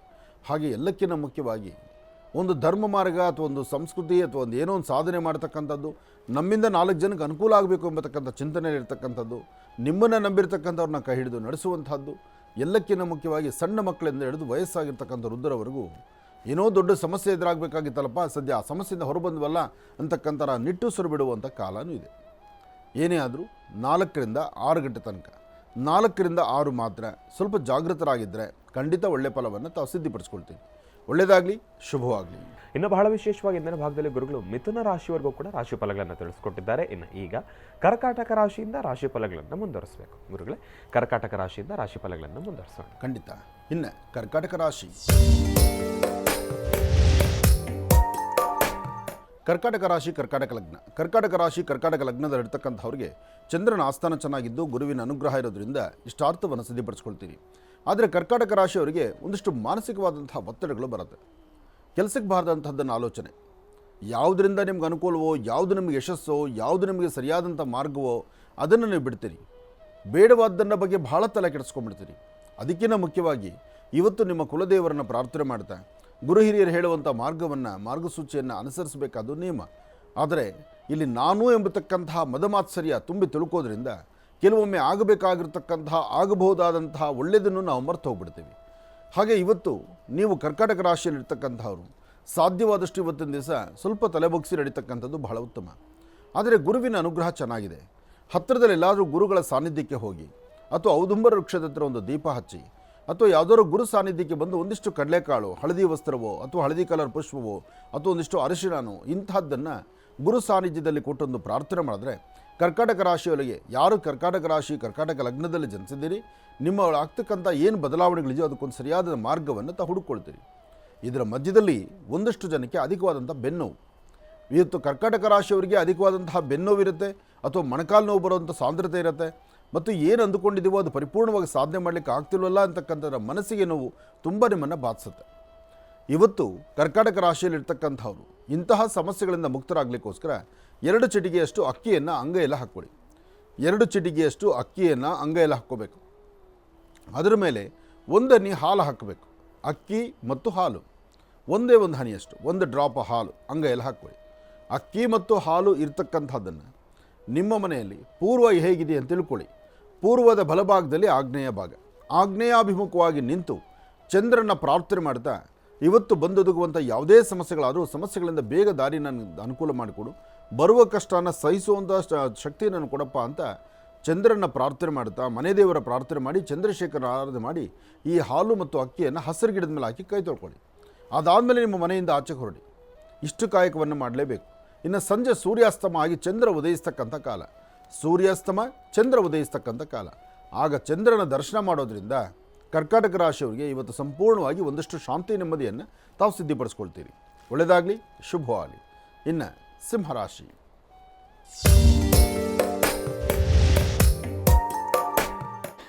ಸಿಂಹರಾಶಿ ಯಾಕಪ್ಪ ಕನ್ಯಾ ರಾಶಿ ಅಂದ್ಕೊಳ್ತೀನಿ ಗುರು. ಕರ್ಕಾಟಕ ಅಂದ ಸಿಂಹ. ಹಾಂ ಹಾಂ ಹೌದು ಗುರುಗಳೇ. ಯಾಕೆ ಕನ್ಫ್ಯೂಷನ್ ಮಾಡ್ಕೋತಾ ಇದ್ದೀರಿ? ಇಲ್ಲ ಗುರುಗಳೇ, ಅದು ಇರಲಿ. ಸಿಂಹರಾಶಿ ಸಿಂಹಲಗ್ನ. ಸಿಂಹರಾಶಿ ಸಿಂಹಲಗ್ನದಲ್ಲಿ ಇರ್ತಕ್ಕಂಥವ್ರಿಗೆ ಬುಧ ಇರ್ತಕ್ಕಂಥ ಆಸ್ಥಾನ, ಚಂದ್ರ ಇರ್ತಕ್ಕಂಥ ಆಸ್ಥಾನ ಚೆನ್ನಾಗಿದೆ. ಚಂದ್ರ ಇರ್ತಕ್ಕಂಥ ಆಸ್ಥಾನ ಚೆನ್ನಾಗಿದ್ದರೂ ಸಿಂಹರಾಶಿಯವರ ಮನಸ್ಸು ಇವತ್ತು ಸ್ವಲ್ಪ ಚಂಚಲತೆ ಜಾಸ್ತಿ ಇರುತ್ತೆ. ಯಾವುದೇ ಕಾಯಕವನ್ನು ಮಾಡಬೇಕಾದ್ರೂ ಕೆಲಸವನ್ನು ಮಾಡಬೇಕಾದ್ರೂ ತಾವು ಅಂದುಕೊಂಡಷ್ಟು ವೇಗವಾಗಿ ಮುಂದೆ ಹೋಗ್ಲಿಕ್ಕೆ ಆಗೋದಿಲ್ಲ. ಸಣ್ಣ ಸಣ್ಣ ಸಮಸ್ಯೆಗಳು ಏನಪ್ಪ ಕರೆಕ್ಟಾಗಿದೆ ಗುರುಗಳೇ, ಕರೆಕ್ಟಾಗಿದೆ ಗುರುಗಳೇ. ಇನ್ನೂ ನೀನು ಕನ್ಫ್ಯೂಷನ್ನಲ್ಲೇ ಇದೆಯಾ? ಇಲ್ಲ ಕರೆಕ್ಟಾಗಿದೆ. ಅದು ಪ್ರಯಾಣ ಒಂದೇ ಸಮ ಪ್ರಯಾಣ ಬೆಳೆಸ್ತಾ ಬೆಳೆಸ್ತಾ ಬೆಳೆಸ್ತಾ ಇಲ್ಲ ವ್ಯಕ್ತಿಗೆ ದೇಹ ನಮ್ಮ ಹಂತಕ್ಕೆ ಬರೋದಿಲ್ಲ. ಅದಕ್ಕೆ ಹೇಳೋದು, ಮೊಸರು ಕಡಿತಾ ಇದ್ದರೆ ಮಜ್ಜಿಗೆ ಆಗುತ್ತೆ, ಅದಾದಮೇಲೆ ಬೆಣ್ಣೆ ಬರುತ್ತೆ. ಬೆಣ್ಣೆ ಆದ್ರೇ ತುಪ್ಪ ಬರೋದು. ಡೈರೆಕ್ಟಾಗಿ ತುಪ್ಪ ಬೇಕು ಅಂದ್ರೆ ಸಿಗೋಲ್ಲ. ಗಮನ ಇಲ್ಲೇ ಇರಬೇಕು. ಹೀಗೆ ಸಿಂಹರಾಶಿ ಸಿಂಹಲಗ್ನದಲ್ಲಿರ್ತಕ್ಕಂಥವ್ರಿಗೆ ಚಂದ್ರ ಮತ್ತು ಗುರು ಇರ್ತಕ್ಕಂಥ ಆಸ್ಥಾನ ಚೆನ್ನಾಗಿದ್ದು ಬುಧಾನುಗ್ರಹ ಇರೋದ್ರಿಂದ ಇವತ್ತಿನ ಕೆಲಸ ಕಾರ್ಯಗಳಲ್ಲಿ ಒಂದಿಷ್ಟು ಲಾಭವನ್ನು ಗಳಿಸ್ತೀರಿ. ಸಣ್ಣ ಸಣ್ಣ ವಿಚಾರಕ್ಕೂ ಸಹಿತ ಮನಸ್ಸಲ್ಲಿ ಒಂದಿಷ್ಟು ಚಂಚಲತೆ ಬರುತ್ತೆ. ಆದರೂ ಭಯಪಡಬೇಕಾದಿಲ್ಲ. ಸಿಂಹರಾಶಿಯವರು ನಿಜಕ್ಕೂ ಅದೃಷ್ಟ ಮಾಡಿದ್ದೀರಿ. ಇವತ್ತು ಅದರಲ್ಲೂ 11 ಗಂಟೆ 20 ನಿಮಿಷದಿಂದ 4:15 ಒಳಗೆ ತಾವು ಅಂದುಕೊಂಡಿದ್ದನ್ನು ಸಾಧಿಸುವಂಥ ಯೋಗ ಫಲ ನಿಮ್ಮದಾಗುತ್ತೆ. ಇವತ್ತಿನ ಫಲಾಫಲದಲ್ಲಿ ಬುಧ ಚೆನ್ನಾಗಿರೋದ್ರಿಂದ ನಿಮ್ಮ ಜ್ಞಾನಕ್ಕೆ ಸಂಬಂಧಪಟ್ಟದ್ದು ನೀವು ಯಾರೋ ಹೇಳಿದ್ರು ಅಂತ ನೀವು ಆ ಮಾರ್ಗ ನಡೆಯೋದು ಬೇಡ. ನಿಮ್ಮ ಮಾರ್ಗ, ನಿಮ್ಮ ತಲೆಯಲ್ಲಿ ಏನಿದೆ, ನೀವು ಏನನ್ನು ಭಗವಂತ ನಿಮಗೆ ಸೂಚನೆ ಮಾಡಿದ್ದಾನೆ, ನಿಮ್ಮ ಬುದ್ಧಿ ಚೈತನ್ಯ ಯಾವುದನ್ನು ಸರಿ ಅಂತ ಹೇಳುತ್ತೆ ಅಲ್ಲೇ ನಡೀರಿ. ಹಾಗೆ ಎಷ್ಟೋ ಜನ ಉದ್ಯೋಗ ಇಲ್ದಿರ, ವ್ಯವಹಾರ ಇಲ್ದಿರ, ಆರ್ಥಿಕ ಪರಿಸ್ಥಿತಿ ಸರಿ ಇಲ್ದಿರ ಅಥವಾ ಸಣ್ಣ ಸಣ್ಣ ವಿಚಾರಕ್ಕೂ ಮನಸ್ತಾಪ ತಂದುಕೊಂಡು ಎಲ್ಲೋ ಕುಟುಂಬದಲ್ಲಿ ಒಂದಿಷ್ಟು ಕಲಹಗಳನ್ನು ಉಂಟು ಮಾಡಿಕೊಂಡು ಇಂಥ ಸಮಸ್ಯೆ ಇದ್ದರೂ ಅದನ್ನು ದಾಟಿಕೊಂಡು ಹೊರಗಡೆ ಬರುವಂಥ ಯೋಗ ಫಲ ನಿಮ್ಮದು. ಇವತ್ತು ನೀವು ಮಾಡಬೇಕಾದ್ದು ಭಾಳ ಚಿಕ್ಕದಾದಂಥ ಒಂದು ಸಣ್ಣ ಪರಿಹಾರ ಇದೆ. ಏನಪ್ಪ ಅಂದರೆ, 1 ಚಿಟಿಕೆಯಷ್ಟು ಹೆಸರು ಕಾಳು ತೊಗೊಳ್ಳಿ. 1 ಚಿಟಿಕೆಯಷ್ಟು ಹೆಸರು ಕಾಳು, ಸಾಧ್ಯವಾದರೆ 1 ಚಿಟಿಕೆಯಷ್ಟು ಪಚ್ಚಕರ್ಪೂರ. ಪಚ್ಚಕರ್ಪೂರ ನಿಮಗೆ ಸಿಗದಿದ್ರು ಕರ್ಪೂರ ಆದರೂ ಸರಿ. ಹೆಸರು ಕಾಳು, ಕರ್ಪೂರ, ಇಷ್ಟು ಕರ್ಪೂರ ಒಂದು ಸ್ವಲ್ಪ ಸಾಕು. ಸುಮ್ಮನೆ ನೀವು 1 ಚಿಟಿಕೆಗಿನ್ನ ಕಡಿಮೆನೇ ಪಚ್ಚಕರ್ಪೂರ ಅಥವಾ ಕರ್ಪೂರ ಮತ್ತು ಹೆಸರು ಕಾಳು ಎರಡನ್ನೂ ಸಹಿತ ಏಕಕಾಲದಲ್ಲಿ ಈಶಾನ್ಯಾಭಿಮುಖವಾಗಿ, ಅಂದರೆ ನಿಮ್ಮ ಮನೆಯ ಈಶಾನ್ಯ ದಿಕ್ಕಲ್ಲಿ ಮುಖ ಮಾಡಿ ನಿಂತುಕೊಂಡು ಮನೆ ದೇವರನ್ನು ಪ್ರಾರ್ಥನೆ ಮಾಡಿ, ಮಹಾವಿಷ್ಣುನ ಆರಾಧನೆ ಮಾಡಿ. ವಿಷ್ಣು ದೇವರನ್ನು ಪ್ರಾರ್ಥನೆ ಮಾಡಬೇಕಾದ್ರೆ ಈಶಾನ್ಯ ದಿಕ್ಕೆ. ಯಾಕೆ ಅಂದರೆ ಇಲ್ಲಿ ಬುಧ ನಿಂತಿರ್ತಕ್ಕಂಥದ್ದು. ಅದಕ್ಕೋಸ್ಕರ ವಿಷ್ಣು ದೇವರನ್ನ ಪ್ರಾರ್ಥನೆ ಮಾಡಿ, ಬರುವ ಸಮಸ್ಯೆ ಕಷ್ಟಗಳನ್ನು ದೂರ ಮಾಡಪ್ಪ ಭಗವಂತ ಅಂತ ಪ್ರಾರ್ಥನೆ ಮಾಡಿಕೊಂಡು ಅದನ್ನು ನೀರಿಗೆ ಹಾಕಬೇಕು. ಹೆಸರುಕಾಳು ಕರ್ಪೂರ ಅಥವಾ ಹೆಸರುಕಾಳು ಪಚ್ಚಕರ್ಪೂರವನ್ನು ಈಶಾನ್ಯ ದಿಕ್ಕಲ್ಲಿ ನಿಂತು ದೇವರ ಪ್ರಾರ್ಥನೆ ಮಾಡಿ, ನಿಮ್ಮಲ್ಲಿರ್ತಕ್ಕಂಥ ಯಾವುದೇ ಸಮಸ್ಯೆಗಾದರೂ ಒಂದು ಪರಿಹಾರ ಬೇಕು ಅಂತ ದೇವರನ್ನ ಕೇಳಿಕೊಂಡು ಒಂದು ತಟ್ಟೆಯಲ್ಲೋ ಒಂದು ಲೋಟದಲ್ಲೋ ನೀರಿಟ್ಕೊಂಡು ನೀರಲ್ಲಿ ಹಾಕ್ಬಿಡಿ. ಆ ನೀರಲ್ಲಿ ಹೆಸರುಕಾಳು ಕರ್ಪೂರ ಬಿತ್ತು ಅಂದರೆ ಅವು ಇವತ್ತು ಸಂಪೂರ್ಣವಾಗಿ ರಾತ್ರಿ ನೀವು ಮಲಗುವವರೆಗೂ ಬರುವಂಥ ಕಷ್ಟ ಕಾರ್ಪಣೆಗಳು ಖಂಡಿತ ದೂರ ಆಗುತ್ತೆ. ಇದು ಅನುಭವದ ಮಾತು. ವಿಚಾರಣೆ ಮಾಡಿ ಇದೇ ಥರ ನಡ್ಕೊಳ್ಳಿ. ಇದು ಸಿಂಹರಾಶಿಯವರಿಗೆ ಬಹಳಷ್ಟು ಶ್ರೇಯಸ್ಸನ್ನು ಉಂಟು ಮಾಡ್ತಕ್ಕಂಥದ್ದು, ಯಶಸ್ಸು ಸಿಗ್ತಕ್ಕಂಥದ್ದು. ಒಳ್ಳೆಯದಾಗಲಿ. ಇನ್ನು ಕನ್ಯಾರಾಶಿ. ಕನ್ಯಾರಾಶಿ ಕನ್ಯಾಲಗ್ನ. ಕನ್ಯಾರಾಶಿ ಕನ್ಯಾಲಗ್ನದಲ್ಲಿರ್ತಕ್ಕಂಥವರು ಪ್ರಯಾಣ ಕಾಲ, ವ್ಯವಹಾರ, ವ್ಯಾಪಾರ, ಏನಾದರೂ ಒಂದು ಸಾಧನೆ ಮಾಡಬೇಕು ಎಂಬತಕ್ಕಂಥ ಆಸೆ, ಉದ್ಯೋಗದಲ್ಲಿ ಒಂದು ಬದಲಾವಣೆ ತಂದುಕೊಳ್ಬೇಕು ಎಂಬತಕ್ಕಂಥ ಆಸೆ, ಎಲ್ಲಕ್ಕಿಂತ ಮುಖ್ಯವಾಗಿ ಏನಾದರೂ ಒಂದಿಷ್ಟು ಸ್ಥಿತಿಗತಿಗಳ ಗಟ್ಟಿ ಮಾಡ್ಕೋಬೇಕು. ಅಂಗೈಯಗಲ ಭೂಮಿ ಬೇಕು, ಅಥವಾ ಒಂದು ಒಳ್ಳೆಯ ಮನೆ ಬೇಕು, ಅಥವಾ ನಾವು ಹಾಗೆ ಧರಿಸುವಂಥ ವಸ್ತ್ರ ಬದಲಾವಣೆ ಆಗಿರಬೇಕು, ಏನಾದರೂ ಒಂದು ಹೊಸತನವನ್ನು ಕಾಣಬೇಕು, ಏನಾದರೂ ಒಂದು ಪರ್ಚೇಸ್ ಮಾಡಬೇಕು. ಎಷ್ಟೋ ಜನ ವಾಹನಗಳ ಖರೀದಿಗೂ ಮುಂದಾಗ್ತಾರೆ. ಇವತ್ತು ಕನ್ಯಾರಾಶಿಯಲ್ಲಿರ್ತಕ್ಕಂಥವರು ಖರೀದಿ ಮಾಡ್ತಕ್ಕಂಥದ್ದು, ಮನೆಗೆ ಒಂದು ವಸ್ತು ತರ್ತಕ್ಕಂಥದ್ದು, ಏನಾದರೂ ಒಂದು ವಸ್ತು ಮೇಲೆ ನಿಮ್ಮ ಹೆಸರನ್ನ ಹಾಕ್ಸುವಂಥದ್ದು, ಇವೆಲ್ಲವೂ ಇದೆ ನಿಜ. ಇದರ ಮಧ್ಯದಲ್ಲಿ ನಿಮಗೆ ಅರಿವಿಲ್ಲದಂಥ ರೀತಿ ಒಂದು ಸಮಸ್ಯೆಗೆ ತುತ್ತಾಗುವಂಥ ಪರಿಸ್ಥಿತಿಯೂ ಇದೆ. ಹಾಗಾಗಿ ಕನ್ಯಾ ರಾಶಿಯಲ್ಲಿರ್ತಕ್ಕಂಥವ್ರು ತಪ್ಪದಿರ ಇವತ್ತು ನೀವು ಈ ಅನುಷ್ಠಾನ ಮಾಡಲೇಬೇಕು. ಏನು ತುಂಬ ಕಷ್ಟಪಡೋಂಥದ್ದೇನಿಲ್ಲ. ಸಕಲ ಸಂಕಷ್ಟಗಳಿಂದಲೂ ಸಹಿತ ನಮ್ಮನ್ನು ದಡ ಮುಟ್ಟಿಸುವಂಥವನು ಯಾರು? ಹನುಮ ಮಾತ್ರ. ಕನ್ಯಾ ರಾಶಿಯವರು ತಪ್ಪದಿರ ಶ್ರೀರಾಮ ಜಯ ರಾಮ ಜಯ ಜಯ ರಾಮ ಆ ರಾಮನಾಮವನ್ನು ಪಠನೆ ಮಾಡ್ತಾ ಹನುಮನ ಸಾನ್ನಿಧ್ಯಕ್ಕೆ ಹೋಗಿ ಮಾರುತಾತ್ಮಜ ಪ್ರಸನ್ನಾಂಜನೇಯ ಸ್ವಾಮಿನ ಪ್ರಾರ್ಥನೆ ಮಾಡಿ ಅಥವಾ ನಿಮ್ಮ ಮನಸ್ಸಲ್ಲಿ ಹನುಮನ ಆರಾಧನೆ ಮಾಡಿ. ಹೀಗೆ ಮಾಡೋದ್ರಿಂದ ಇರ್ತಕ್ಕಂಥ ದೋಷಗಳು ಖಂಡಿತ ದೂರ ಆಗುತ್ತೆ. ಕನ್ಯಾ ರಾಶಿಯವರು ಇವತ್ತು ನೀವು ಮಾಡಬೇಕಾದ್ದು ಹನುಮನ ಪ್ರಾರ್ಥನೆ. ಮಾರುತಾತ್ಮಜ ಪ್ರಸನ್ನಾಂಜನೇಯ ಸ್ವಾಮಿಯನ್ನು ನೀವು ಆರಾಧನೆ ಮಾಡಿದ್ರೆ ಎಂತಹ ಕಷ್ಟಗಳಿದ್ರೂ ಸಹಿತ ಮಂಜಿನ ಗಡ್ಡೆ ಥರ ಕರಗುತ್ತೆ.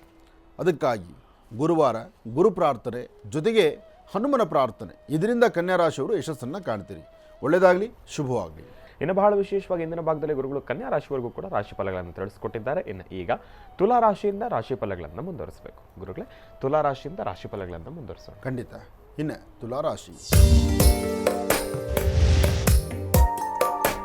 ತುಲಾರಾಶಿ ತುಲಾಲಗ್ನ. ತುಲಾಲಗ್ನದಲ್ಲಿರ್ತಕ್ಕಂಥವ್ರಿಗೆ ಬುಧ ಮತ್ತು ಚಂದ್ರ ಇರ್ತಕ್ಕಂಥ ಆಸ್ಥಾನ, ಕುಜ ಮತ್ತು ಶನಿ ಇರ್ತಕ್ಕಂಥ ಆಸ್ಥಾನ. ಶನಿ ಇರ್ತಕ್ಕಂಥ ಆಸ್ಥಾನವು, ಕುಜನಿರ್ತಕ್ಕಂಥ ಆಸ್ಥಾನವು, ಹಾಗೆ ಇವತ್ತಿನ ಗ್ರಹಸ್ಥಿತಿಗಳಲ್ಲಾಗುವಂತಹ ಬದಲಾವಣೆಗೂ ನಾನು ಹಿಂದೆ ಯಾವತ್ತೋ ಮಾಡಿರ್ತಕ್ಕಂಥ ತಪ್ಪು ನನ್ನ ಬಾಧಿಸ್ತಾ ಇದೆಯೇನೋ ಎಂಬಂಥ ರೀತಿ ಮನಸ್ಸು ನೀವೆಷ್ಟು ಸಮಾಧಾನ ಮಾಡಿಕೊಂಡ್ರೂ ಅಲ್ಲೇ ಒಂದು ಕಡೆ ಸಮಸ್ಯೆ ಎದುರಾಗ್ತಾ ಇರುತ್ತೆ. ಮನಸ್ಸಲ್ಲಿಂದು ನೋವಿದ್ದೇ ಇರುತ್ತೆ. ಇವತ್ತು ಆದಷ್ಟು ನಾನು ಎಲ್ಲವನ್ನೂ ತೊರೆದು ನಮ್ಮದೇ ಆದಂಥ ಒಂದು ಹೊಸ ಪ್ರಪಂಚಕ್ಕೆ ಹೋಗಬೇಕು ಅಥವಾ ನಮ್ಮದೇ ಆದಂಥ ನೆಮ್ಮದಿ ಬದುಕನ್ನು ಕಾಣಬೇಕು, ಏನೋ ಆಗಿದ್ದಾಯಿತು ಅದನ್ನು ಮರೆತು ಮುಂದೆ ನಡಿಬೇಕು ಅಥವಾ ಆಗಿರ್ತಕ್ಕಂಥದ್ದನ್ನು ಮರೆತು ನಾವು ಹೊಸ ಕೆಲಸಕ್ಕೆ ಕೈ ಹಾಕಬೇಕು ಅಂತ ಅಂದುಕೊಂಡ್ರು 12 ಗಂಟೆ ತನಕ ಇದ್ದರೆ ಒಂಥರ ಭವಿಷ್ಯತ್ತು, 12ರ ಮೇಲೆ ಮತ್ತೊಂದು ಭವಿಷ್ಯತ್ತು ಚೇಂಜ್ ಆಗೋದು.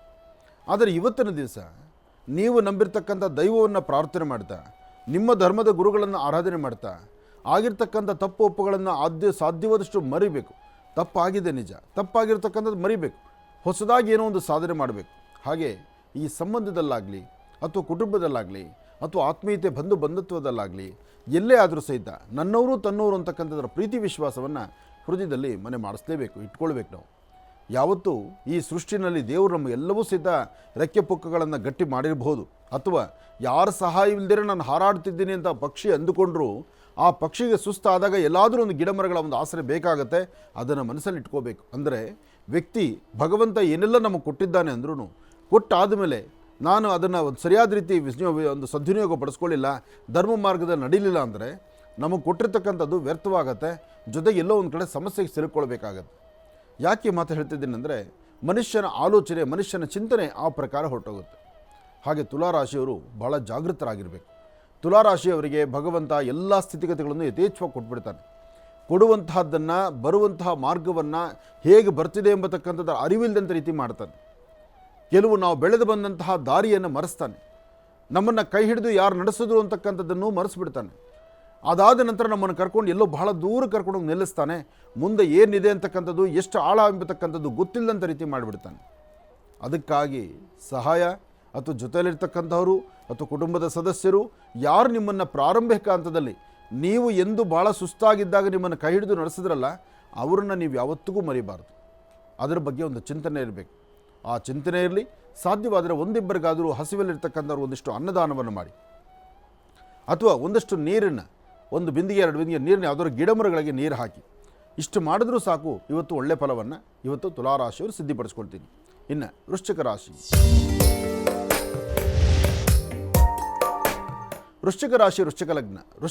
ವೃಶ್ಚಿಕ ಲಗ್ನದಲ್ಲಿರ್ತಕ್ಕಂಥವ್ರಿಗೆ ಹಲವಾರು ವಿಭಿನ್ನ ಆಲೋಚನೆಗಳು ಬರ್ತಿರುತ್ತೆ. ಮೇಲಿಂದ ಮೇಲೆ ಬೇರೆ ಬೇರೆ ಬದಲಾವಣೆಗಳನ್ನು ತಂದುಕೊಳ್ತಾನೆ ಇರ್ತೀರಿ. ಸರಿಯಾದ ಯೋಗ ಫಲವನ್ನು ಸಿದ್ಧಿಪಡಿಸ್ಕೊಳ್ಳೋಕ್ಕಾಗದಂಥ ರೀತಿಯಲ್ಲಿ ಇರ್ತೀರಿ. ಯಾವುದು ಬೇಕು, ಯಾವುದು ಬೇಡ, ಯಾವುದು ಸರಿ, ಯಾವುದು ತಪ್ಪು, ಇದರ ಚಿಂತನೆ ಮಾಡುವಷ್ಟು ತಾಳ್ಮೆ ನಿಮ್ಮಲ್ಲಿ ಇರೋದಿಲ್ಲ. ಆದರೆ ಒಂದು ಹೊಸತನ ಬೇಕು ಅನಿಸುತ್ತೆ. ಹೊಸದಾಗಿರ್ತಕ್ಕಂಥ ವ್ಯವಹಾರ ಸಿದ್ಧಿಪಡಿಸ್ಕೊಳ್ಬೇಕು ಎಂಬತಕ್ಕಂಥದ್ದಿದೆ. ಆದರೆ ಏನು ಬೇಕು, ಏನು ಬೇಡ ಎಂಬತಕ್ಕಂಥ ಆಲೋಚನೆಯನ್ನು ಮಾಡಿದಿರ ದುಡುಕಿ ತೀರ್ಮಾನ ತಂದುಕೊಂಡು ಕಣ್ಣೀರು ಹಾಕುವಂಥ ಪರಿಸ್ಥಿತಿ ಎದುರಾಗ್ಬಿಡುತ್ತೆ.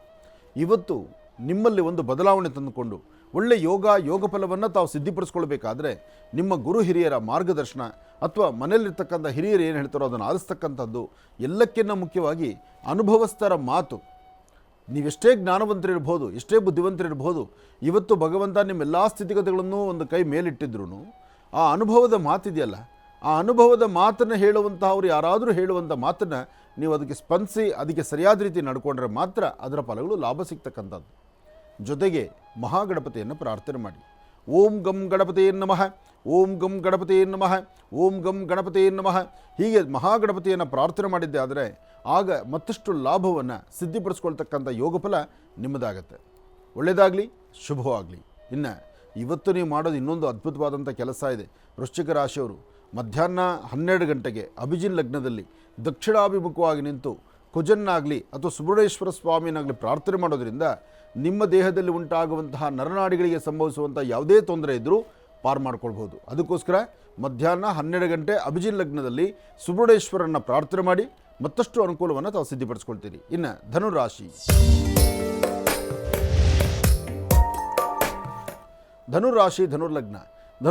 ಧನುರ್ಲಗ್ನದಲ್ಲಿರ್ತಕ್ಕಂಥವರಿಗೆ ಪ್ರಾರಂಭಿಕ ಹಂತದಲ್ಲಿ ಏನೇ ಲಾಭ ನಷ್ಟಗಳಿದ್ದರೂ ಅದಾದ ನಂತರ ಸ್ವಲ್ಪ ಸಮಯ ದಾಟಿದ್ರೆ ಮತ್ತೊಂದು ಸಮಸ್ಯೆ ಎದುರಾಗ್ಬಿಡುತ್ತೆ.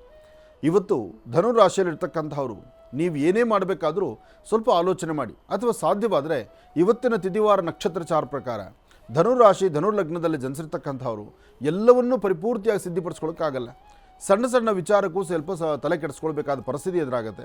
ಹಾಗೆ ಎಲ್ಲವೂ ನೀವು ಅಂದುಕೊಂಡಷ್ಟೇ ರೀತಿ ನೀವು ಸ್ವಾಗತಾರ್ಹವಾಗಿ ನೀವು ಸ್ವಾಗತಿಸೋಕ್ಕೂ ಆಗುವುದಿಲ್ಲ. ಹಾಗೆ ಸಣ್ಣ ಮಕ್ಕಳಿಂದ ಹಿಡಿದು ವಯಸ್ಸಾಗಿರ್ತಕ್ಕಂಥ ವೃದ್ಧರವರೆಗೂ ಆರೋಗ್ಯದಲ್ಲಿ ಸಣ್ಣ ಪುಟ್ಟ ವ್ಯತ್ಯಾಸ, ಮನಸ್ಸಿಗೆ ಒಂದಷ್ಟು ನೋವುಂಟಾಗುವಂಥದ್ದು, ಅಥವಾ ಯಾರಾದರೂ ನಿಮ್ಮನ್ನು ಆಳ್ವಿಕೆಯಿಂದ ಇನ್ನೊಬ್ಬರು ಹೇಳುವಂಥ ರೀತಿಯಲ್ಲೇ ನೀವು ಬದುಕಬೇಕು ಅನ್ನತಕ್ಕಂಥ ಚಿಂತನೆಯಲ್ಲಿರ್ತಕ್ಕಂಥದ್ದು ಹೀಗೆಲ್ಲ ಆಗುತ್ತೆ. ಆದರೂ ಇವತ್ತು ಧನುರಾಶಿಯಲ್ಲಿರ್ತಕ್ಕಂಥವ್ರು ನೀವು ಮಾಡಬೇಕಾದ್ದು ನಿಮ್ಮ ಮನೆ ದೇವರನ್ನ ಪ್ರಾರ್ಥನೆ ಮಾಡಿ, ಯಾವುದೋ ಶಕ್ತಿ ದೇವರನ್ನ ಆರಾಧನೆ ಮಾಡಿ, ಸಾಧ್ಯವಾದರೆ ಒಂದು ಬೇವಿನ ವೃಕ್ಷದ ಹತ್ರ ಬಂದು, ಬೇವಿನ ವೃಕ್ಷದ ಸಾನ್ನಿಧ್ಯಕ್ಕೆ ಬಂದು ಅಲ್ಲಿ ಒಂದು ದೀಪವನ್ನು ಹಚ್ಚಿ ನಮಸ್ಕಾರ ಮಾಡೋದ್ರಿಂದ ತುಂಬ ಬದಲಾವಣೆಯನ್ನು ತಾವು ತಂದುಕೊಳ್ತೀರಿ, ಹೆಚ್ಚಿನ ಫಲವನ್ನು ತಾವು ಸಿದ್ಧಿಪಡಿಸ್ಕೊಳ್ತೀರಿ. ಭಗವಂತ ಆತ ಕೊಟ್ಟರೆ ಎಲ್ಲವೂ ಸಾಧ್ಯವೇ, ಆದರೆ ಆತ ಕೊಡಬೇಕಾದ್ರೆ ಕೊಡಲಿಕ್ಕೂ ಮುನ್ನ ನಾವು ಹೇಗೆ ಬದುಕಬೇಕು ಎಂಬತಕ್ಕಂಥ ಚಿಂತನೆ ಇರಬೇಕಲ್ವ. ಆ ಚಿಂತನೆಯ ಫಲ ನಿಮ್ಮದಾಗಲಿ, ಒಳ್ಳೆಯದಾಗಲಿ, ಶುಭವಾಗಲಿ. ಧನುರಾಶಿವರೆಗೂ ಕೂಡ ಇರತಕ್ಕಂಥ ರಾಶಿ ಫಲಗಳನ್ನು ತಿಳ್ಕೊಂಡಿದ್ದೇವೆ. ಇನ್ನು ಇರತಕ್ಕಂಥ ರಾಶಿಗಳನ್ನು ಗುರುಗಳು ಮುಂದಿನ ಭಾಗದಲ್ಲಿ ತಿಳಿಸ್ತಾ ಹೋಗ್ತಾರೆ. ಇನ್ನು ಈಗ ಮಹರ್ಷಿವಾಣಿ ಕಾರ್ಯಕ್ರಮಕ್ಕೆ ಸಾಕಷ್ಟು ಜನ ಕರೆಯನ್ನು ಮಾಡ್ತಾ ಇರ್ತೀರಿ. ಈಗಾಗಲೇ ಸಾಕಷ್ಟು ಕರೆಗಳು ಕೂಡ ಸಿದ್ಧವಾಗಿದೆ. ಕರೆಗಳನ್ನು ಸ್ವೀಕರಿಸ್ತಕ್ಕಂಥ ಸಮಯ ಇದೀಗ. ಈಗ ಪ್ರಾರಂಭ ಮಾಡೋಣ ಸ್ವರ ಜ್ಯೋತಿಷ್ಯ.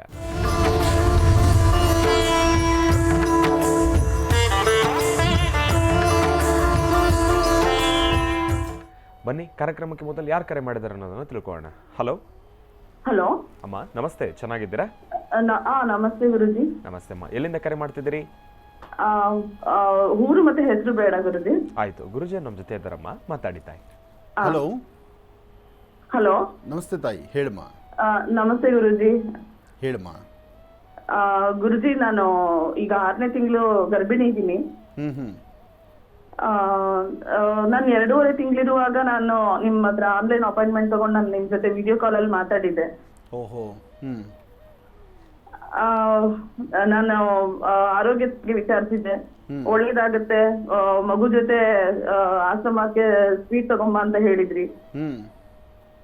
ಗುರುಜಿ, ನೀವು ಹೇಳಿದಾಗೆ ಎಲ್ಲಾ ಕೂಡ ನನ್ಗೆ ಆಗಿದೆ. ನೀವು ಆಯ್ಕೆ ಮಾಡ್ಕೊಟ್ಟು ಹುಡುಗನ ಜೊತೆ ನಾನು ಮದ್ವೆ ಆಗಿರೋದು. ಇದುವರೆಗೂ ನೀವು ಹೇಳಿದ ಹಾಗೆ ಎಲ್ಲಾನು ಮಾಡಿದೀನಿ, ಎಲ್ಲಾ ಕೂಡ ಒಳ್ಳೇದಾಗಿದೆ. ಬಟ್ ಈಗ ನಾನು 6ನೇ ತಿಂಗಳಿದೀನಿ. 6ನೇ ತಿಂಗಳಿದ್ರಲ್ಲಿ ಸ್ಕ್ಯಾನಿಂಗ್ ರಿಪೋರ್ಟ್ ನನಗೆ ಸರಿಗ್ ಬರ್ತಿಲ್ಲ ಗುರುಜಿ. ಏನ್ ಪ್ರಾಬ್ಲಮ್ ಬರ್ತಾ ಇದೆ? ನನ್ನ ಸ್ವಲ್ಪ ಮಗುವಿನ ಬೆಳವಣಿಗೆಯಲ್ಲಿ ಸರಿ ಇಲ್ಲ, ಸ್ವಲ್ಪ ತಲೆಭಾಗದ ಬೆಳವಣಿಗೆ ಸರಿಯಾಗಿ ಕಂಡು ಬರ್ತಿಲ್ಲ ಅಂತ ಹೇಳಿದ್ದಾರೆ. ಇನ್ 2 ವಾರ ಟೈಮ್ ಕೊಟ್ಟಿದ್ದಾರೆ ನನಗೆ. ಇನ್ 2 ವಾರ ಮತ್ತೆ ಸ್ಕ್ಯಾನ್ ಮಾಡಿ ನೋಡೋಣ ಅಂತ ಹೇಳಿದ್ದಾರೆ. ನನ್ನ ಮಗುನ ಆರೋಗ್ಯದ ಬಗ್ಗೆ ನಾನು ನಿಮ್ಮ ಹತ್ರ ವಿಚಾರಿಸೋಣ ಅಂತ ಕಾಲ್ ಮಾಡಿದೆ ಗುರುಜಿ. ಆಯ್ತು, ಚಿಂತೆ ಮಾಡಬೇಡಿ. ನಿಮ್ಮ ಮನೆ ದೇವರ ಹೆಸರು ಹೇಳಮ್ಮ. ಚೆಲುವನಾರಾಯಣ ಸ್ವಾಮಿ, ಮೇಲ್ಕೋಟೆ ಚೆಲುವನಾರಾಯಣ ಸ್ವಾಮಿ. ಆ ಮೇಲುಕೋಟೆ ಚೆಲುವನಾರಾಯಣ ಎಷ್ಟು ಚೆಲುವಲ್ಲಿದ್ದಾನೋ, ಆತನ ನೋಡ್ಲಿಕ್ಕೆ ಎಷ್ಟು ಸುಂದರವಾಗಿ ಕಾಣ್ತಾನೋ, ಆತನ ನಂಬಿರ್ತಕ್ಕಂಥವ್ರನ್ನ ಹೇಗೆ ಕೈ ಹಿಡಿದು ನಡೆಸ್ತಾ ಇದ್ದಾನೋ, ಆ ಚೆಲುವನಾರಾಯಣನ ಅನುಗ್ರಹ ನಿನ್ನ ಗರ್ಭದಲ್ಲಿರ್ತಕ್ಕಂಥ ಮಗುವಿನ ರಕ್ಷಣೆ ಮಾಡುತ್ತೆ. ಇದಕ್ಕೆ ಸಾಕ್ಷಿ ನಿನ್ನ ಎಡಗೈ ಇದೆಯಲ್ಲಮ್ಮ, ಎಡಗೈ ಕಂಕಳ ಭಾಗದಿಂದ ತಳಭಾಗದಲ್ಲಿ, ಸೊಂಟದಿಂದ ಮೇಲೆ ಕಂಕಳಿಂದ ತಳಭಾಗದಲ್ಲಿ ಲೆಫ್ಟ್ ಸೈಡ್ ಅಲ್ಲೊಂದು ನಿಂಗೆ ಹುಟ್ಟು ಬಚ್ಚೆ ಆಧಾರ ಇದೆ, ನೋಡ್ಕೊ. ಹೀಗಿದ್ಮೇಲೆ, ಇಷ್ಟು ಸಾಕ್ಷಿ ಇದ್ಮೇಲೆ ಆ ಚೆಲುವನಾರಾಯಣ ನೀನೆಲ್ಲಿ ಕೈ ಬಿಡ್ತಾನೆ? ಆತ ನೀನು ಗಟ್ಟಿಯಾಗಿ ಹಿಡಿ. ಭಗವಂತ ನಾನು ನಿನ್ನ ನಂಬಿದ್ದೀನಪ್ಪ, ನನ್ನ ಗರ್ಭದಲ್ಲಿ ಒಂದು ಮಗು ಅಂತ ಕೊಟ್ಟು ಇದಕ್ಕೆ ಮಧ್ಯದಲ್ಲಿ ಯಾಕೆ ಈ ಪರೀಕ್ಷೆ, ನನಗೆ ಈ ಸತ್ವ ಪರೀಕ್ಷೆ ಯಾಕಪ್ಪ ಅಂತ ಕೇಳ್ಕೊ. ಆಗುತ್ತೆ, ಕೆಲವು ಮಿರಾಕಲ್ಸ್ ನಡೆಯುತ್ತೆ. ವೈದ್ಯ ಲೋಕಕ್ಕೆ ವಿಸ್ಮಯವಾಗಿರುವಂಥ ಎಷ್ಟೋ ಇದೆ. ಡಾಕ್ಟ್ರು ಎಲ್ಲ ಕೆಲಸ ಮಾಡಿದಾದ ನಂತರ ತಾನು ಆಪರೇಷನ್ ಥಿಯೇಟ್ರಲ್ಲಿ ಎಲ್ಲ ವರ್ಕ್ ಮಾಡಿದ್ಮೇಲೆ ದೇವ್ರನ್ನೇ ನಂಬದಿರತಕ್ಕಂಥ ಅವರು ಹೊರಗಡೆ ಬಂದು, ಡಾಕ್ಟ್ರು ಹೊರಗಡೆ ಬಂದು ಅವರು ಯಾರು ಕ್ಲೈಂಟ್ಸ್ ಇರ್ತಾರಲ್ಲ, ಯಾರು ಪೇಷಂಟ್ಗೆ ಅವರು ಸಂಬಂಧಿಕರು ಅವ್ರ ಮುಂದೆ ನಿಂತು ಹೇಳೋ ಮಾತಿದು. ನೋಡಿ, ನಮ್ಮೆಲ್ಲ ಪ್ರಯತ್ನ ನಾವು ಮಾಡಿದ್ದೀವಿ, ನೀವು ಯಾರು ನಂಬಿದ್ದೀರೋ, ಯಾವ ದೇವ್ರು ನಂಬಿದ್ದೀರೋ ನೀವು ಒಂದೊಂದ್ಸತಿ ಪ್ರಾರ್ಥನೆ ಮಾಡ್ಕೊಳ್ಳಿ ಅಂತ ಹೇಳ್ತಾರೆ. ಅವ್ರಿಗೆ ಡಾಕ್ಟ್ರಿಗೆ ಅವ್ರಿಗೆ ದೇವ್ರು ಇಲ್ದಿರ ಇರಬಹುದು, ಯಾಕೆಂದರೆ ಅವ್ರು ಹೇಳ್ತಾರೆ ನನ್ನ ಕೆಲಸನೇ ನಾನು ಡಾಕ್ಟ್ರ್, ನಾನು ದೇವರು ಅಂತ ಅಂದ್ಕೊಂಡಿದ್ದೀರಿ ಅಂತ. ಆದರೂ ಅವರು ಹೊರಗಡೆ ಬಂದು ಹೇಳೋದು ನೀವು ನಂಬಿರೋ ದೇವ್ರು ನೀವು ಪ್ರಾರ್ಥನೆ ಮಾಡಿ ಅಂತ. ನಾನು ನಿನಗೆ ಹೇಳ್ತಾ ಇದ್ದೀನಮ್ಮ, ನಿನ್ನ ಚೆಲುವನಾರಾಯಣ ನಿನ್ನ ಕೈ ಬಿಡೋದಿಲ್ಲ, ನಿನಗೆ ಒಳ್ಳೆ ರಿಪೋರ್ಟ್ ಬರುತ್ತೆ. 2 ವಾರ ಕಳೆದ ಮೇಲೆ ಮತ್ತೊಂದು ಸ್ಕ್ಯಾನ್ ಮಾಡಿಸ್ಕೊಂಡು ನೀನು ನನ್ನ ಆಶ್ರಮಕ್ಕೆ ಬಾ, ನಾನು ಮಾತಾಡ್ತೇನೆ. ಹಾ ಗುರುಜಿ, ನಾನು ತುಂಬಾ ಅಂದ್ರೆ ತುಂಬಾ ನಂಬಿದ್ದೀನಿ. ಡಾಕ್ಟರ್ಗಾದ್ರೆ ಸ್ಕ್ಯಾನಿಂಗ್ ರಿಪೋರ್ಟ್ಗಳು ಬೇಕು, ಬಟ್ ನಿಮ್ಗೆ ಅದ್ರ ಅವಶ್ಯಕತೆ ಇಲ್ಲ ಅಂತ ತುಂಬಾ ನಂಬಿದ್ದೀನಿ. ಅದಕ್ಕೋಸ್ಕರ ನಾನು ನಿಮ್ಮ ಅಪಾಯಿಂಟ್ಮೆಂಟ್ಗೋಸ್ಕರ ಕಾಲ್ ಮಾಡ್ತಾ ಇದ್ದೆ ಗುರುಜಿ. ಸದ್ಯ ಇದ್ರಲ್ಲಿ ಸಿಕ್ತು ನನಗೆ, ಹೇಳಕ್ ಆಗದೆ ಇರೋಷ್ಟು ಸಮಾಧಾನ ಸಿಗ್ತಾ ಇದೆ ನಿಮ್ಮ ಮಾತು ಕೇಳಿ. ಇಲ್ಲಮ್ಮ, ನೋಡು, ಒಂದು ಹೇಳ್ತೇನೆ, ಇದು ಪ್ರತಿಯೊಬ್ಬರಿಗೂ ಸಹಿತ ಆಯಾ ಕಾಲಕ್ಕೆ ಮನುಷ್ಯನ ಗ್ರಹಗತಿಗಳು ಸರಿಯಿಲ್ಲ ಅಂದಾಗ ನಮಗೇನೇ ಲಾಭ ನಷ್ಟಗಳಿದ್ದರೂ, ನಮಗೆ ಏನೇ ಲಾಭವಾಗಿದ್ದರೂ ಸಹಿತ ಆ ಹೊರಗಡೆ ನೋವು ಅಂತಕ್ಕಂಥದ್ದು ಯಾವುದೋ ಒಂದು ರೀತಿ ಒಂದು ನಮ್ಮನ್ನು ನೋವು ಪಡಿಸ್ಬೇಕಲ್ವಾ. ಮನುಷ್ಯ ಎಲ್ಲವನ್ನೂ ಭಗವಂತ ನಮಗೆ ಕೊಟ್ಬಿಟ್ರೆ ನಮಗೆ ಆ ರೆಕ್ಕೆ ಪುಕ್ಕಗಳಿಗೆ ಶಕ್ತಿ ಜಾಸ್ತಿ ಆದರೆ ನಾವು ಹಾರಕ್ಕೆ ಶುರು ಮಾಡ್ತೀವಿ. ಹಾರದ ಮೇಲೆ ನಾವು ಎಲ್ಲಿ ಇಳಿತೀವಿ ಅನ್ನೋದು ಗೊತ್ತಿರಲ್ಲ, ಲ್ಯಾಂಡಿಂಗೇ ಗೊತ್ತಿಲ್ಲದೆ ಹಾರಿಬಿಡ್ತೀವಿ ನಾವು. ಸರಿಯಾಗಿ ಲ್ಯಾಂಡಿಂಗ್ ಇದ್ದರೆ ಮಾತ್ರ, ಒಂದು ಸರಿ ವಿಮಾನ ಮೇಲೆ ಹಾರಿದ ಮೇಲೆ ಸರಿಯಾದ ಲ್ಯಾಂಡಿಂಗಲ್ಲಿದ್ದರೆ, ಇಲ್ಲ ಅಂದರೆ ಎಲ್ಲೋ ಒಂದು ಕಡೆ ಬಿದ್ದರೆ ಮುಂದಕ್ಕೆ ಹೊರಟೋಗ್ಬಿಡುತ್ತೆ ಅದು. ಆದರೆ ಇಲ್ಲಿ ನಮಗೊಂದು ಕಂಟ್ರೋಲ್ ಹಾಕೋಕ್ಕೆ ಇಂಥವೆಲ್ಲ ಮಾಡಿರ್ತಾನೆ ಭಗವಂತ, ಚಿಂತೆ ಮಾಡಬೇಡ. 6 ತಿಂಗಳಾಗಿದೆ ಅಲ್ವೇ ನಮ್ಮ ನಿನಗೆ? 6 ತಿಂಗಳು, 6 ತಿಂಗಳಲ್ಲಿ ಎಷ್ಟು ಸತಿ ಸ್ಕ್ಯಾನಿಂಗ್ ಮಾಡಿಸಿದ್ಯಮ್ಮ? ಗುರುಜಿ 3 ಸಲ. 3 ಸತಿ ಸ್ಕ್ಯಾನ್ ಮಾಡಿದಾಗಲೂ ಈ 3 ಪ್ರಾರಂಭಿಕದಲ್ಲಿ ನಿಮ್ಗೆ ಎಲ್ಲೂ ಹೇಳಲೇ ಇಲ್ವಾ ಇದನ್ನ? ಇಲ್ಲ, ಸ್ಟಾರ್ಟಿಂಗ್ ಏನೂ ಹೇಳಲಿಲ್ಲ. ಈ 5ನೇ ತಿಂಗಳು ಸ್ಕ್ಯಾನಿಂಗ್ ಅಲ್ಲಿ ನನಗೆ ಅದು ಹೇಳಿದ್ದು. 5 ಆದ್ಮೇಲೆ ಈಗ 6ನೇ ತಿಂಗಳು ಬಂತು ಅಲ್ವಾ? ಅದೇ ಸ್ಕ್ಯಾನಿಂಗ್ 3 ವಾರ ನನಗೆ ಟೈಮ್ ಕೊಟ್ಟಿದ್ರು, ಅದ್ರಲ್ಲಿ 1 ವಾರ ಕಳೀತು, ಇನ್ನು 2 ವಾರ ಇದೆ. ಅದೇ ಸ್ಕ್ಯಾನಿಂಗ್ ಮತ್ತೆ ಮಾಡ್ತೀವಿ ಅಂತ ಹೇಳಿದ್ದಾರೆ. ಒಂದು ಕೆಲಸ ಮಾಡು, ಆ ಡಾಕ್ಟರ್ನ ಬಿಡು, ಮತ್ತೆಲ್ಲಾರು ಒಂದು ಕಡೆ ಬಾ. ನಿನಗೆ ಒಂದು ಕಡೆ ಸ್ಕ್ಯಾನ್ ಮಾಡಿಸಿದ ತಕ್ಷಣ ಅದೊಂದು ಸೀಲ್ ಹೊಡೆದು ನಿನ್ನ ಮೇಲೆ ಎಲ್ಲೋ ಒಂದು ಕಡೆ ಸೀಲ್ ಹಾಕ್ಬಿಟ್ಟಿದ್ದಾರೆ ಗೊತ್ತಾಗ್ಬಿಡುತ್ತೆ ಅಂತೇನಿಲ್ವಲ್ಲ. ಮತ್ತೆ ಇದೆಲ್ಲ ಮಾನವ ನಿರ್ಮಿತ ತಾನೆ? ಹೌದು, ಮಾನವ ನಿರ್ಮಿತ. ನಿನ್ನ ಗರ್ಭದಲ್ಲಿ ಒಂದು ಪಿಂಡವನ್ನಿಟ್ಟು ಅದರೊಳಗೊಂದು ಭ್ರೂಣ, ಅದು ಒಂದು ಶಕ್ತಿಯಾಗಿ ಒಂದು ಮಗುವಾಗಿ ಕೈ ಕಾಲು ಕೂದಲು ಕಣ್ಣು ಎಲ್ಲವೂ ಸಹಿತ ರಚನೆ ಮಾಡಿರ್ತಕ್ಕಂಥದ್ದು ಯಾರಮ್ಮ? ಭಗವಂತ. ಈ ಸೃಷ್ಟಿನಲ್ಲಿ ನಿನ್ನಂಗೆ ಎಷ್ಟು ಜನ ಇದ್ದಾರಮ್ಮ? ಯೋಚನೆ ಮಾಡು, ಎಷ್ಟು ಗರ್ಭದಲ್ಲಿ ಮಕ್ಕಳ ಜನನ ಆಗ್ತಾ ಇದೆ. ಒಂದು ಮಗು ಇದ್ದಂಗೆ ಇನ್ನೊಂದು ಮಗು ಇದೆಯಾ? ಆ ಸೃಷ್ಟಿಕರ್ತ ಬ್ರಹ್ಮ ಎಷ್ಟು ಬುದ್ಧಿವಂತ ಇದ್ದಾನೆ. ಅವನ ಮುಂದೆ ನಮ್ಮ ಆಟ ಏನಿದೆ ಅಮ್ಮ? ನೀನು ನಂಬಿರೋದು ದೇವರನ್ನ, ಆತ ನೀನು ಕೈ ಬಿಡೋದಿಲ್ಲ. ನೀನು ಹ್ಯಾಪಿಯಾಗಿರು, ಸಂತೋಷವಾಗಿರು. ಇವತ್ತೇ ಹೋಗಿ ಇನ್ನೆಲ್ಲರ ಬೇರೆ ಇನ್ನೊಂದು ಸ್ಕ್ಯಾನ್ ಮಾಡಿಸು, ಇವತ್ತೇ ಮಾಡಿಸು. ಅಲ್ಲೇ ಮಾಡಿಸ್ಬೇಕು ಅಂತೇನಿಲ್ಲ, ಅವ್ರು 2 ವಾರ ಗಡುವು ಕೊಟ್ಟಿದ್ದಾರೆ ಅಂತ ಅಲ್ಲಿ ನೀನು ಕಾಯಬೇಡ. ಆ ಕಾಯೋ ತನಕ ನೋವಿದೆಯಲ್ಲ, ಆ ನೋವು ನಿನ್ನ ನೋವು ಏನು ಅಂತ ನನಗೆ ಅರ್ಥ ಆಗುತ್ತೆ. ಇವತ್ತೇ ಇನ್ನೊಂದು ಕಡೆ ನೀನು ಸ್ಕ್ಯಾನ್ ಮಾಡಿಸು, ನೀನು ಒಳ್ಳೆ ರಿಪೋರ್ಟ್ ತೊಗೊಳ್ತೀಯ. ಒಳ್ಳೆಯದಾಗಲಿ, ಚೆನ್ನಾಗಿರಮ್ಮ. ಇನ್ನು ಬಹಳ ವಿಶೇಷವಾಗಿ ಇಂದಿನ ಭಾಗದಲ್ಲಿ ಗುರುಗಳು ಧನುರ್ ರಾಶಿವರೆಗೂ ಕೂಡ ರಾಶಿ ಫಲಗಳನ್ನು ತಿಳಿಸ್ಕೊಟ್ಟಿದ್ದಾರೆ. ಇನ್ನು ಈಗ ಮಕರ ರಾಶಿಯಿಂದ ರಾಶಿ ಫಲಗಳನ್ನು ಮುಂದುವರಿಸಬೇಕು. ಗುರುಗಳೇ, ಮಕರ ರಾಶಿಯಿಂದ ರಾಶಿ ಫಲಗಳನ್ನು ಮುಂದುವರಿಸೋಣ. ಖಂಡಿತ. ಇನ್ನು ಮಕರ ರಾಶಿ, ಮಕರ ರಾಶಿ ಮಕರ ಲಗ್ನ. ಮಕರ ರಾಶಿ ಮಕರ ಲಗ್ನದಲ್ಲಿರ್ತಕ್ಕಂಥವ್ರಿಗೆ ಚಂದ್ರ ಇರ್ತಕ್ಕಂಥ ಆಸ್ಥಾನ, ಬುಧ ಇರ್ತಕ್ಕಂಥ ಆಸ್ಥಾನ ಚೆನ್ನಾಗಿದೆ. ಸ್ವಂತ ಬುದ್ಧಿ ಸ್ವಂತ ಜ್ಞಾನದಿಂದ ತಾವು ಸಾಕಷ್ಟು ಅಭಿವೃದ್ಧಿಯನ್ನು ಕಾಣಬಹುದು. ಎಷ್ಟೇ ಆದರೂ ಯುಗಾದಿ ಕಳೆದ ಮೇಲೆ ಮಕರ ರಾಶಿಯವರ ಭವಿಷ್ಯದಲ್ಲಿ ಒಂದು ಬೆಳಕು ಕಾಣ್ತೀರಿ ಎಂಬತಕ್ಕಂಥ ಮಾತು ನಾನು ಅಂದೇ ತಿಳಿಸಿದ್ದೇನೆ. ಇವತ್ತು ಮತ್ತೂ ಹೇಳ್ತಾ ಇದ್ದೇನೆ, ಆದಷ್ಟು ಮಕರ ರಾಶಿ ಮಕರ ಲಗ್ನದಲ್ಲಿರ್ತಕ್ಕಂಥವರು ಒಂದು ನಮ್ರತೆಯ ಬದುಕಿರಬೇಕು. ಭಗವಂತ ಏನೇ ಕೊಟ್ಟರು ಕೊಟ್ಟದ್ದೆಲ್ಲ ನೀನೇ ಕೊಟ್ಟಿದ್ಯಪ್ಪ ಅಂತ ಹೇಳಬೇಕು. ನನ್ನಿಂದ ಆಯಿತು, ನನ್ನ ಶಕ್ತಿಯಿಂದ ಆಯಿತು, ನನ್ನ ಒಂದು ದೇಹದ ಶಕ್ತಿಯಿಂದ ನಾನು ಇಂಥದ್ದೊಂದು ಸಾಧನೆ ಮಾಡಿದೆ ಅಂತ ನಾವೆಲ್ಲೂ ಸಹಿತ ಅದನ್ನು ಬೆಳೆಸಬಾರ್ದು. ಯಾಕೆಂದರೆ ಮಕರ ರಾಶಿಯವರು ಪಟ್ಟ ಕಷ್ಟ, ಅವರ ಶ್ರಮ, ಅವರ ಒಂದು ಏನೆಲ್ಲ ನೋವುಗಳನ್ನು ನೋಡಿದ್ದೀರಿ. ಈಗ ಭಗವಂತ ನಿಮ್ಮನ್ನು ಕೈ ಹಿಡಿದು ನಡೆಸುವಂಥ ಕಾಲ ಸಮೀಪಿಸ್ತಾ ಇದೆ. ಆ ಸಮೀಪಿಸ್ತಾ ಇರ್ತಕ್ಕಂಥ ಈ ಸುಂದರವಾದಂಥ ಕಾಲವನ್ನು ಮತ್ತಷ್ಟು ಅದ್ಭುತವಾಗಿ ತಾವು ಸ್ವಾಗತಿಸಬೇಕು. ಭಗವಂತನ ನಂಬಬೇಕು. ಅದರಲ್ಲೂ ಶನೇಶ್ವರ ಮಂತ್ರವನ್ನು ನಿರಂತರ ಪಠನೆ ಮಾಡಬೇಕು. ನೀಲಾಂಜನ ಸಮಾಭಾಸಂ ರವಿಪುತ್ರ ವಿಮಾಗ್ರಜಂ ಛಾಯಾಮಾರ್ತಾಂಡ ಸಂಭೂತಂ ತನ್ನಮಾವಿ ಶನೇಶ್ವರಂ. ಶನೇಶ್ವರ ಸ್ವಾಮಿಯನ್ನು ಪ್ರಾರ್ಥನೆ ಮಾಡಿ. ಸಾಧ್ಯವಾದರೆ ಕಪ್ಪು ಬಟ್ಟೆ, ಒಂದಷ್ಟು ಎಳ್ಳು, ಕಪ್ಪು ಬಟ್ಟೆ, ಎಳ್ಳು, ಅದರಲ್ಲೊಂದು ನಾಣ್ಯ, ಇದನ್ನು ಶನೇಶ್ವರನ ಸಾನ್ನಿಧ್ಯಕ್ಕೆ ತೆಗೆದುಕೊಂಡು ಕೊಟ್ಟೊಂದು ಪ್ರಾರ್ಥನೆ ಮಾಡಿ. ಹಾಗೆ ಸಾಧ್ಯವಾದಷ್ಟು ಸಂಧ್ಯಾ ಕಾಲದಲ್ಲಿ, ಸೂರ್ಯಾಸ್ತಮ ಕಾಲ, ಚಂದ್ರ ಉದಯಿಸ್ತಕ್ಕಂಥ ಕಾಲ, ಈ ಸಮಯದಲ್ಲಿ ಪಶ್ಚಿಮಾಭಿಮುಖವಾಗಿ ನಿಂತು ಓಂ ಶಂ ಶನೇಶ್ವರಾಯ ನಮಃ, ಓಂ ಶಂ ಶನೇಶ್ವರಾಯ ನಮಃ, ಓಂ ಶಂ ಶನೇಶ್ವರಾಯ ನಮಃ, ಹೀಗೆ ನಿರಂತರವಾಗಿ ಕನಿಷ್ಠ ಪಕ್ಷ ಒಂದು 108 ಅಥವಾ 1008 ಬಾರಿ ನೀವು ಒಂದು 11 ದಿವಸ ನೀವು ಪಠನೆ ಮಾಡಿದ್ರೆ ಮತ್ತಷ್ಟು ಅದ್ಭುತವಾದಂಥ ಫಲವನ್ನು ತಾವು ಸಿದ್ಧಿಪಡಿಸ್ಕೊಳ್ತೀರಿ. ಅಂತಹ ಯೋಗ ಫಲ ತುಂಬ ಸಮೀಪದಲ್ಲಿದೆ. ಒಳ್ಳೆಯದಾಗಲಿ, ಶುಭವಾಗಲಿ. ಇನ್ನು ಕುಂಭರಾಶಿ, ಕುಂಭರಾಶಿ ಕುಂಭಲಗ್ನ. ಕುಂಭರಾಶಿ ಕುಂಭಲಗ್ನದಲ್ಲಿರ್ತಕ್ಕಂಥವ್ರಿಗೆ ಬುಧನ ಆಸ್ಥಾನ ಚೆನ್ನಾಗಿದ್ದು ಗುರುವಿನ ಅನುಗ್ರಹ ಇದೆ. ಇಷ್ಟಾರ್ಥವನ್ನು ಸಿದ್ಧಿಪಡಿಸ್ಕೊಳ್ತಕ್ಕಂಥ ಯೋಗಫಲ ಇದೆ. ಫಲಾಫಲದಲ್ಲಿ ಭಗವಂತ ಕೊಟ್ಟರೆ ಮಾತ್ರ ಸಾಧ್ಯ. ನೋಡಿ, ಭಗವಂತ ಕೊಟ್ಟರೆ ಕೊನೆ ತನಕ, ಮಾನವ ಕೊಟ್ಟರೆ ಅದು ಮನೆ ತನಕ. ನಾವು ಯಾರನ್ನೋ ಅಪೇಕ್ಷೆ ಪಟ್ಟು ಏನೋ ನಾವು ಸಿದ್ಧಿಸ್ಕೋಬೇಕು ಅಂತ ಇನ್ನೊಬ್ಬರ ಸಹಾಯಕ್ಕಾಗಿ ಒಡೆದಾಡ್ತೀವಿ. ಯಾರ ಸಹಾಯವೂ ನಮಗೆ ಬೇಡ. ನಿಮಗೆ ಬೇಕಾದ್ದು, ನಿಮ್ಮನ್ನು ಕೈ ಹಿಡಿಬೇಕಾದ್ದು, ನಿಮ್ಮನ್ನು ಕೈ ಹಿಡಿದು ನಡೆಸುವಂಥದ್ದು ಭಗವಂತ ಒಬ್ಬನೇ. ಅಂತಹ ಪ್ರಸನ್ನ ಆಂಜನೇಯ ಸ್ವಾಮಿಯನ್ನು, ಪ್ರಭು ಶ್ರೀ ರಾಮಚಂದ್ರನ ಪ್ರಾರ್ಥನೆ ಮಾಡಿ. ಮನೋಜವಂ ಮಾರ್ದದಲ್ಲಿ ವೇಗಂ ಜಿತೇಂದ್ರಿಯಂ ಬುದ್ಧಿಮತಾಂ ವರಿಷ್ಠಂ ವಾತಾತ್ಮಜಂ ವಾನರದು ಮುಖ್ಯಂ ಶ್ರೀರಾಮದೂತಂ ಶಿರಸಾನಮಾಮಿ.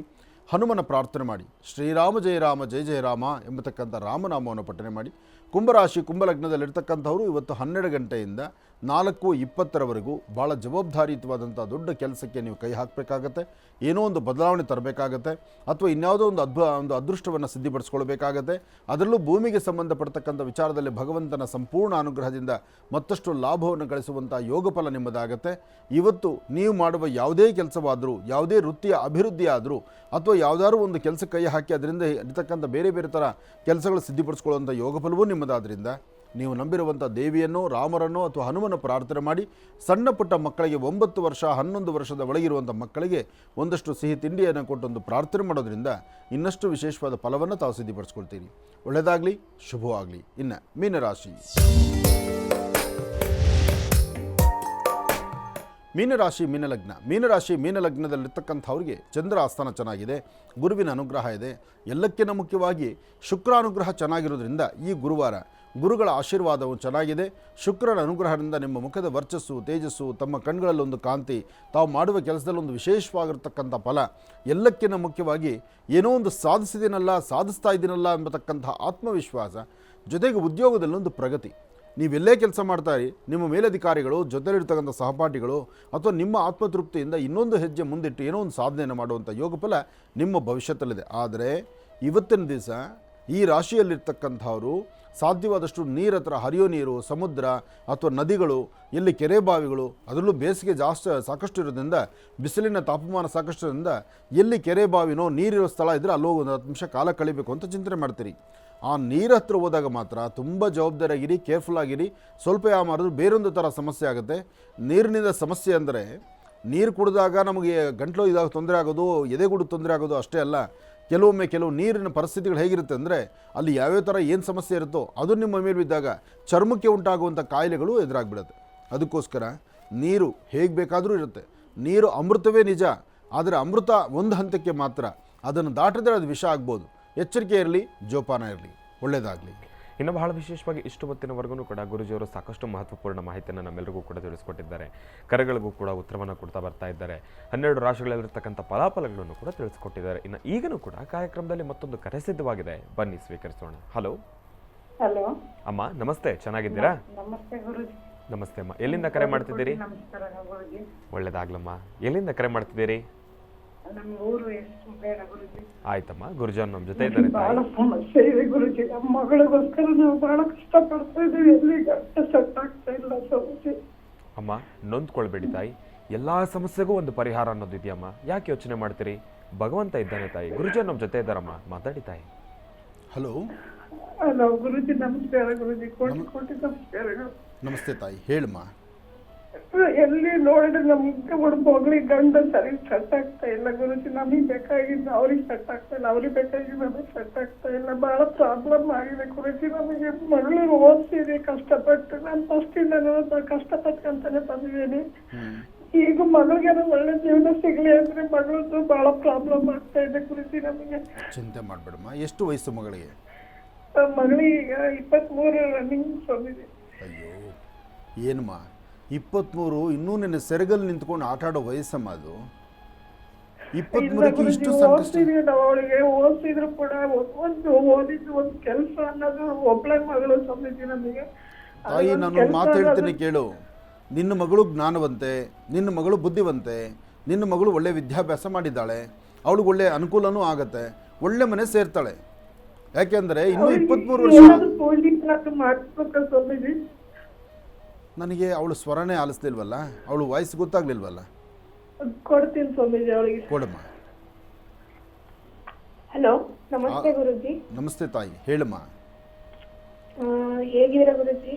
ನಾನು ಚೆನ್ನಾಗಿದ್ದೇನೆ. ನಾನು ಹೇಳಮ್ಮ ಅಂದ ತಕ್ಷಣ ನೀವು ಹೇಗಿದ್ದೀರಾ ಗುರೂಜಿ ಅಂದಲ್ಲ, ನಾನು ಏನು ಹೇಳಬೇಕು ಅನ್ನೋ ಆಲೋಚನೆಯನ್ನು ಮಾಡಿದ್ರೆ ಟಕ್ಕಂತ ಯೋಚನೆ ಮಾಡೋ ಶಕ್ತಿ ನಿಂಗಿದೆ ಅಂದಾಗ ನೀನು ಭಾಳ ಅದೃಷ್ಟವಂತನೇ. ಅಂದರೆ ನಾನು ಹೇಳೋದು, ನಿನ್ನ ಸ್ವರವನ್ನು ನಾನು ಆಲಿಸಬೇಕಾಯಿತು, ನಿನ್ನ ಭವಿಷ್ಯದ ಬಗ್ಗೆ ನಾನು ಮಾತಾಡಲಿಕ್ಕಾಗಿ. ಇಲ್ಲಿ ಹೇಳಮ್ಮ ಅಂದ ತಕ್ಷಣ ಒಂದು ನಿನ್ನ ಹೆಸರು ಹೇಳಬೇಕಾಯಿತು, ನಿನ್ನ ಊರ ಹೆಸರು ಹೇಳಬೇಕಾಯ್ತು. ಇಲ್ಲಿ ಊರು ಹೆಸರು ಬೇಡ ಅಂದಾಗ ನೀನು ಅದನ್ನು ಮರೆಮಾಚೆ ನೀನು ಮಾತಾಡಬೇಕಾಗಿತ್ತು. ಆ ಮಾತು ನೀವು ಹೇಗಿದ್ದೀರಿ ಅಂತ ಅನ್ನೋ ಮಾತು ನನ್ನ ಮೇಲೆ ಆಡ್ಬಿಟ್ಟೆ ನೀನು. ಆದರೆ ಒಳ್ಳೆಯದಾಗಲಿ, ನಾನು ಹೇಳ್ತಾ ಇದ್ದೀನಿ, ಅಮ್ಮಂಗೆ ಧೈರ್ಯ ಹೇಳು, ನೀನು ಒಳ್ಳೆ ಮನೆ ಸೇರ್ತೀಯ, ನೀನು ತುಂಬ ಅದೃಷ್ಟವಂತ ಇದೆಯಾ. ಹಾಗೆ ನಿನ್ನ ಓದಿಗೆ, ನಿನ್ನ ವಿದ್ಯಾಭ್ಯಾಸಕ್ಕೆ ತಕ್ಕನಾಗಿ ನಿನಗೆ ಉದ್ಯೋಗದ ಒಂದಷ್ಟು ಆಸೆ ಆಕಾಂಕ್ಷೆಗಳನ್ನೋದಕ್ಕಿಂತ ಒಳ್ಳೆ ಮನೆ ಸೇರ್ತೀಯ, ಆದಷ್ಟು ಬೇಗ ಒಂದು ಒಳ್ಳೆ ಜವಾಬ್ದಾರಿತ ಸ್ಥಾನದಲ್ಲಿ ಇರ್ತೀಯ. ಅಂತಹ ಅದೃಷ್ಟ ನಿಂದಿದೆ. ಆದರೆ ಆರೋಗ್ಯದಲ್ಲಿ ಮಾತ್ರ ಸ್ವಲ್ಪ ಜವಾಬ್ದಾರಿ ಬೇಕು ನಿನಗೆ. ನಿನ್ನ ಹೆಲ್ತಲ್ಲಿ ಸ್ವಲ್ಪ ಡಿಸ್ಟರ್ಬ್ ಆಗುತ್ತೆ. ಈಗ ಹೆಲ್ತಲ್ಲಿ, ಆರೋಗ್ಯದಲ್ಲಿ ಸ್ವಲ್ಪ ವ್ಯತ್ಯಾಸ ಆಗಿ ಸ್ವಲ್ಪ ಮನಸ್ಸಿಗೆ ನೋವಾಗುವಂಥ ಕ್ಷಣಗಳು ಎದುರಾಗ್ಬೋದು. ಅದಕ್ಕಾಗಿ ಆರೋಗ್ಯಕ್ಕೆ ಸಂಬಂಧಪಟ್ಟ ಸಮಸ್ಯೆ ಏನೇ ಎದುರಾದರೂ ಆಗಿಂದಾಗಲೇ ಅದನ್ನು ಸರಿಪಡಿಸ್ಕೊ. ಬಿಟ್ಟರೆ ವಿವಾಹಕ್ಕಂತೂ ಒಳ್ಳೆ ಮನೆ ಸೆಟ್ ಆಗುತ್ತೆ. ನೀನು ಅಮ್ಮ ಹೇಳಿದಾಗ ಇನ್ನೂ ನಿನ್ನ ವಯಸ್ಸು ತುಂಬ ಚಿಕ್ಕದು, ತಲೆ ಕೆಡಿಸ್ಕೋಬೇಡ. ಆದರೆ ಅಮ್ಮನ ಮನಸ್ಸು ಏನಾಗಿದೆ ಅಂದರೆ ಆದಷ್ಟು ಬೇಗ ನನ್ನ ಮಗಳನ್ನು ಒಳ್ಳೆ ಮನೆ ಸೇರಿಸ್ಬಿಡ್ಬೇಕು, ಒಳ್ಳೆ ಕಡೆ ಸೇರಬೇಕು ಅವಳು ಅಂತ ಅವ್ರ ಚಿಂತನೆ ಇದೆ. ಅದು ತಪ್ಪಲ್ಲ. ಪ್ರತಿಯೊಬ್ಬ ಹೆತ್ತ ತಂದೆ ತಾಯಿಯ ಆಸೆ, ಒಂದು ಮನಸ್ಸಲ್ಲಿರೋ ಆಸೆ, ಮಕ್ಕಳನ್ನು ಆದಷ್ಟು ಬೇಗ ದಡ ದಾಟಿಸ್ಬೇಕು ಅಂತ. ಹಾಗೆ ಯಾವುದು ಒಳ್ಳೆಯದು ಅಂತ ಸಂಬಂಧ ಬರುತ್ತೋ ಅದು ನೀನು ಇಷ್ಟಪಡಬೇಕು. ಆಗುತ್ತೆ. ನಿನ್ನ ಸ್ವರತರಂಗ ಪ್ರಕಾರ ಆಗೋದಿಲ್ಲ ಅಂತೇನಿಲ್ಲ. ನಿನಗೆ ಇಷ್ಟವಾಗಿರೋ ದೇವರ ಹೆಸರು ಹೇಳಮ್ಮ.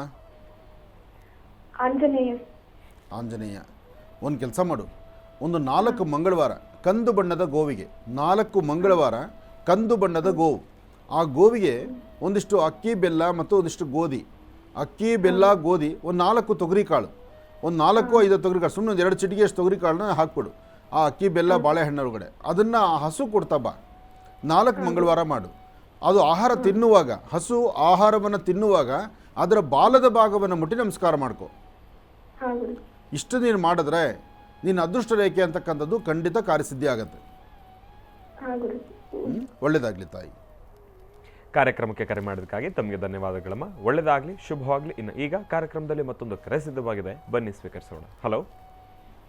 ಹಲೋ ಸರ್, ಸಮಿ. ಅಮ್ಮ ನಮಸ್ತೆ, ಚೆನ್ನಾಗಿದ್ದೀರಾ? ನಮಸ್ತೆ ಸ್ವಾಮಿ, ಚೆನ್ನಾಗಿದ್ದೀವಿ ಸ್ವಾಮಿ. ನಿಮ್ ಪ್ರೋಗ್ರಾಮ್ ಎಲ್ಲ ನಿತ್ಯ ನೋಡ್ತೀವಿ ಸ್ವಾಮಿ. ನಿಮ್ಮ ಆಶೀರ್ವಾದನು ತಗೊಂಡಿದೀವಿ ಸ್ವಾಮಿ ಇಲ್ಲಿ ನಾವು. ಸಂತೋಷ ತಾಯಿ, ಸಂತೋಷ ಅಮ್ಮ, ಒಳ್ಳೇದಾಗ್ಲಿ. ಅಮ್ಮ ಎಲ್ಲಿಂದ ಕರೆ ಮಾಡ್ತಿದ್ದೀರಿ? ಸ್ವಾಮಿ ಊರು ಹೆಸರು ಬೇಡ ಸ್ವಾಮಿ. ಆಯ್ತಮ್ಮ, ಗುರುಜಿ ನಮ್ಮ ಜೊತೆ ಇದ್ದಾರೆ, ಮಾತಾಡಿ. ಬಹುಶಃ ಆಯ್ತು ಸ್ವಾಮಿ, ಈ ಊರು ಹೆಸರು ಬೇಡ ಅನ್ನೋ ಆಪ್ಷನ್ ಮಹರ್ಷಿವಾಣಿ ಕಾರ್ಯಕ್ರಮಕ್ಕೆ ಸೀಮಿತವಾಗಿದೆಯಾ? ಹೌದು ಗುರುಗಳೇ. ಊರು ಹೆಸರು ಬೇಡ, ಆ ಊರು ಗೊತ್ತಿಲ್ಲ, ಹೆಸರು ಗೊತ್ತಿಲ್ಲ. ಆದರೂ ಇಲ್ಲಿ ಒಂದು ಪರಿಹಾರ ಇದೆ. ಈ ಪರಿಹಾರ ಕೊಡ್ತಿರೋದು ನಾವಲ್ಲ, ಇಲ್ಲಿ ಕೂತಿರೋ ಲಕ್ಷ್ಮಿನೇ ಕೊಡ್ತಾ ಇದ್ದಾರೆ. ಹೌದು ಗುರುಗಳೇ. ಹೇಳಿ, ಹೇಳಮ್ಮ. ಸ್ವಾಮಿ. ಸ್ವಾಮಿ ನಮಸ್ತೆ ಸ್ವಾಮಿ. ಸ್ವಾಮಿ ನಮಸ್ತೆ ಸ್ವಾಮಿ. ನಿಮ್ಮ ಹತ್ರ ನಿಮ್ಮ ಆಶೀರ್ವಾದ ಎಲ್ಲ ತಗೊಂಡಿದ್ದೀನಿ ಸ್ವಾಮಿ ನಾನು. ಆಗ್ಲಿಮ್ಮ. ಈ ಪ್ರೋಗ್ರಾಮ ನಿತ್ಯ ನೋಡ್ತೀವಿ ಸ್ವಾಮಿ ನಾವು. ಅಯೋಧ್ಯ ರಾಮನ್ ನೋಡಿದ್ರ? ಹಾ ಸ್ವಾಮಿ, ನೋಡ್ದೆ ಸ್ವಾಮಿ. ಆಗ್ಲಿ, ಹೇಳಮ್ಮ. ಸ್ವಾಮಿ ಮನೆ ನನಗೆ ಯಾಕೋ ಮನೇಲಿ ನಿಂದಿನೇ ಇಲ್ಲ ಸ್ವಾಮಿ. ನಿಂದಿ ಇಲ್ಲ ಸ್ವಾಮಿ, ತುಂಬಾ ಕಷ್ಟ ಸ್ವಾಮಿ. ನಾನು 13 ವರ್ಷಕ್ಕೆ ಮದುವಾದ ಸ್ವಾಮಿ. ಅವಾಗ್ಲಿಂದನೂ ಮನೆಗೋಸ್ಕರ, ಮನೆ ಸಂಸಾರಕ್ಕೋಸ್ಕರ ತುಂಬಾ ಕಷ್ಟಪಟ್ಟಿದ್ದೀನಿ ಸ್ವಾಮಿ. ಇವಾಗ ಸೊಸೆ ಬಂದಿದ್ದಾಳೆ ಸ್ವಾಮಿ, ನನ್ಗೆ ನಿಂದಿ ಕೊಡ್ತಾ ಇಲ್ಲ ಸ್ವಾಮಿ. 13 ವರ್ಷಕ್ಕೆ ನಿನ್ನ ನೀನು ತ್ಯಾಗ ಮಾಡಿಕೊಂಡು ಮೇಣದ ಬತ್ತಿ ತರ ದೀಪ ಉರಿತಾ ಇದೆಯಲ್ಲ, ಹಬ್ಬಬ್ಬ, ಇದು ಸಾಮಾನ್ಯವಾದ ಮಾತಲ್ಲ. ಎಷ್ಟೋ ಜನ, ಈಗಷ್ಟೇ ಒಬ್ಬ ತಾಯಿ ಫೋನ್ ಮಾಡಿದ್ರು, ನನ್ನ ಮಗಳಿಗೆ 23 ವರ್ಷ, ಮದುವೆ ಆಗಬೇಕು, ಇನ್ನೂ ಆಗ್ತಾ ಇಲ್ಲ ಅಂತ. 23ರಲ್ಲಿ 13ರಲ್ಲಿ ತಾಯಿ ಮಡಿಲಲ್ಲಿ ತಾಯಿ ಪ್ರೀತಿ ವಾತ್ಸಲ್ಯವನ್ನು ನೋಡ್ತಾ ಆ ಕುಟುಂಬದಲ್ಲಿ ಹೆತ್ತವರ ಮನೆಯಲ್ಲಿ ಆ ಹೆತ್ತು ಕರಳಿರುವಂಥ ಸಾನ್ನಿಧ್ಯದಲ್ಲಿ ಓಡಾಡ್ಕೊಂಡಿರುವಂಥ 23 ವರ್ಷ ಆದಮೇಲೆ ಚಿಂತನೆ ಇದೆ. ಆದರೆ ನೀನು 13 ವರ್ಷಕ್ಕೆ ನೀನು ಅವೆಲ್ಲವನ್ನು ತೊರೆದು ನೀನು ಗಂಡನ ಮನೆ ಅಂತ ನೋಡಿದ್ದಾಗಿದೆ. ಸಾಲದಕ್ಕೆ ಬೆಳೆದು ದೊಡ್ಡವಳಾಗಿ ಒಂದು ಹಂತಕ್ಕೆ ಬಂದು ಸಂಸಾರವನ್ನು ತೂಗಿಸ್ಕೊಂಡು ಮಗನ ಮದುವೆ ಮಾಡಿ ಸೊಸೆ ಬಂದಾಗಿದೆ. ಈಗ ಸೊಸೆಗೆ ನಿನ್ನ ಕಷ್ಟ ಅರ್ಥ ಆಗಬೇಕಾಗಿದೆ, ಆಕೆಗೆ ಅರ್ಥ ಆಗೋದಿಲ್ಲ. ಯಾಕೆಂದರೆ ಆ ಸೊಸೆ ವಯಸ್ಸು ಈಗ ಅವಳು ಮದುವೆಯಾಗಿ ಬಂದಿರೋದ್ರಿಂದ ಆಕೆಯ ಮನಸ್ಸು ಬೇರೆ, ನಿನ್ನ ಮನಸ್ಸು ಬೇರೆ. ಆದರೆ ನಾನೊಂದು ಮಾತು ಹೇಳಮ್ಮ, ನಿನ್ನ ಹಿಂದಿನ ಬಾಲ್ಯವನ್ನು ನೀನು ನೆನೆಸ್ಕೊಳ್ಬಾರ್ದು. ನೋಡಮ್ಮ, ನೀನು ಬೆಳೆದು ಬಂದ ದಾರಿ ಬೇರೆ, ನಿನ್ನ ಸೊಸೆ ಬೆಳೆದು ಬಂದ ದಾರಿ ಬೇರೆ. ನೀನು ಕಷ್ಟಕ್ಕೆ ಸಿಲುಕೊಂಡು ನೀನು ಮನೆ ದಾಟ್ಕೊಂಡು ಹೊರಗೆ ಬಂದೆ. ಆಕೆ ಇರೋದರಲ್ಲಿ ಆ ನೆಮ್ಮದಿಯ ಕಂಡು ಮನೆ ದಾಟಿ ಹೊರಗೆ ಬಂದಿದ್ದಾಳೆ.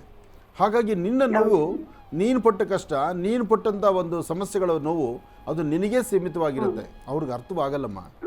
ನಾವು ನೋವು ಏನು ಅನುಭವಿಸ್ಕೊಂಡ್ಬಂದಿದ್ದೀವಿ ಅಂತ ನಾವು ಯಾರು ಹೇಳ್ಕೊಂಡ್ರು ಅದು ನಮಗೆ ಅವಮಾನ ಬಿಟ್ಟರೆ ನಮ್ಗದು ಲಾಭ ಇಲ್ಲ. ಕೇಳುವಾಗ ಮಾತ್ರ ಅಯ್ಯೋ ಹೌದಾ ಅಂತಾರೆ, ಅದಾದಮೇಲೆ ನಮ್ಮ ಚೇಡಿಸಿ ಆಡ್ತಾರೆ, ನಗ್ತಾರೆ ನಮ್ಮ ಬಗ್ಗೆ. ಆದರೆ ನಾವು ನೋಡಮ್ಮ, ನೆನ್ನೆದು ಈಗ ಹಿಂದಿನ ಕ್ಷಣ ಏನಾಯಿತು ಅನ್ನೋದು ಬೇಡ ನಮಗೆ. ಮುಂದೆ ನಾವು ಹೇಗಿರಬೇಕು, ಹೇಗೆ ಸಂತೋಷವಾಗಿರಬೇಕು ಅನ್ನೋ ಚಿಂತನೆ ನಾವು ಮಾಡಬೇಕು.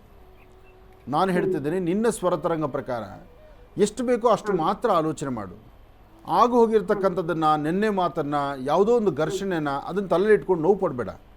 ಮುಂದೆ ಒಳ್ಳೆ ಟೈಮ್ ಇದೆ, ನಾನು ಬದುಕಿದ್ದು, ನಾನು ಇದೇ ಥರ ಬದುಕಬೇಕು, ನಾನು ಹೀಗೆ ಬದುಕೋದ್ರಿಂದ ಚೆನ್ನಾಗಿರ್ತೇನೆ ಅನ್ನೋ ಒಂದು ಮನಸ್ಸನ್ನು ನೀನು ತಂದುಕೊಳ್ಬೇಕು. ಮುಖ್ಯವಾಗಿ ನೋಡಮ್ಮ, ನೀನು ಎಲ್ಲರಿಗೂ ಧೈರ್ಯ ಕೊಡ್ತೀಯ, ಎಲ್ಲರನ್ನೂ ನೀನು ಒಂದು ಮಡ್ಲಲ್ಲಿ ಇಟ್ಕೊಂಡು ನೋಡ್ಕೋತೀಯ. ಆದರೆ ನಿನಗೆ ಧೈರ್ಯ ಕೊಡೋರು ಯಾರಿಲ್ಲ. ಇಲ್ಲಿ ಇದು ಪ್ರಾಬ್ಲಮ್ ಬರ್ತಾ ಇರೋದು. ಇಲ್ಲಿ ನಾನು ಇದ್ದೀನಿ ನಿನ್ನ ಜೊತೆಗೆ ಅನ್ನೋರು ಯಾರೂ ಇಲ್ಲ ನಿನಗೆ. ಯಾರು ಇಲ್ಲ ಸ್ವಾಮಿ ನನಗೆ.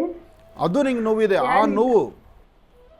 ಆ ನೋವಿನಿಂದ ಒದ್ದಾಡ್ತಿದ್ದೆ. ಆದರೆ ನಾನೊಂದು ಮಾತು ಹೇಳ್ತೀನಿ ಕೇಳಮ್ಮ, ನಿನಗೆ ಯಾರೂ ಕೈ ಹಿಡಿಬೇಕಾದಿಲ್ಲ. ನಿನ್ನನ್ನು ಕೈ ಹಿಡಿದು ನಡೆಸೋನು ಮೇಲೊಬ್ಬ ಇದ್ದಾನೆ, ಆತ ನಂಬು. ನೀನು ನಿನ್ನ ಕಾಯಕಕ್ಕೆ ಲೋಪ ಬಾರದಿರ, ನಿನ್ನ ಸೊಸೆನ ನಿನ್ನ ಮಗಳ ಥರ ಏನು ನೋಡಬೇಕು ಅದು ನೋಡಿಕೊಂಡು ನೀನು ನೆಮ್ಮದಿಯಾಗಿರು. ಅವರಿಂದ ನೀನೇನು ಅಪೇಕ್ಷೆ ಪಡಬೇಡ. ಅದೇ ತರ ನನ್ನ ಮಗಳ ತರ ಅಂತ ನೋಡ್ತಾ ಇದ್ದೀನಿ ಸ್ವಾಮಿ.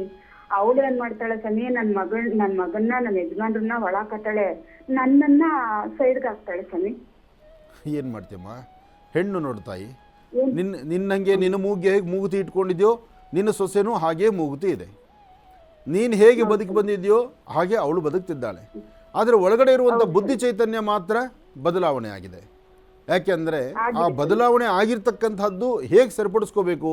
ಜೊತೆಗೆ ಒಂದಮ್ಮ, ಹುಳಿಪೆಟ್ಟು ಬೀಳ್ದಿದ್ರೆ ವಿಗ್ರಹ ಆಗಲ್ಲಮ್ಮ. ಒಂದು ವಿಗ್ರಹ ಆಗಬೇಕಾದ್ರೆ 10,000 ಹುಳಿಪೆಟ್ಟು ಬೀಳಬೇಕು. ಅಂತಹ ಒಂದು ಮನಸ್ಸು.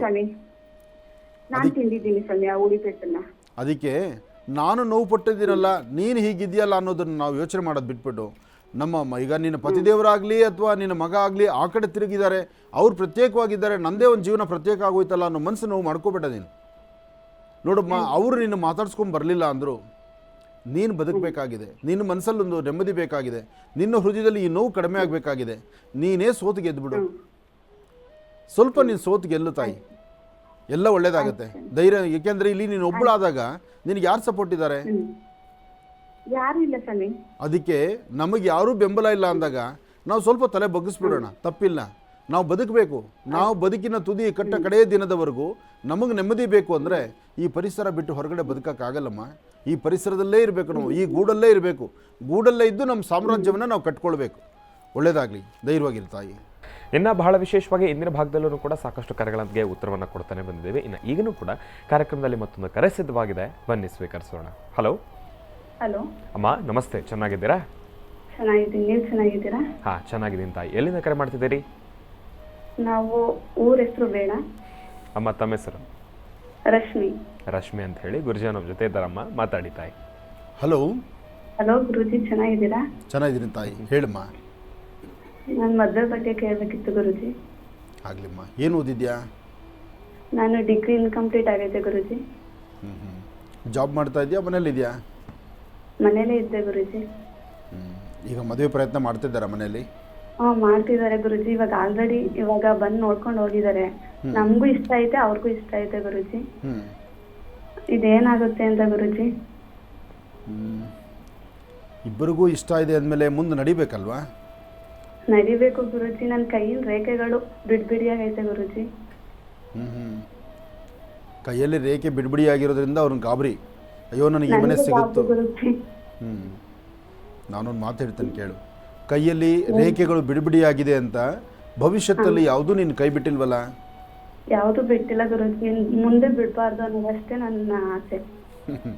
ಅಲ್ಲಮ್ಮ, ಬಾಲ್ಯದಿಂದ ಇಲ್ಲಿವರೆಗೂ ನೀನು ಅಪೇಕ್ಷೆ ಪಟ್ಟಿದ್ದೆಲ್ಲವೂ ನಿಂಗೆ ಸಿಕ್ಕಿದೆ.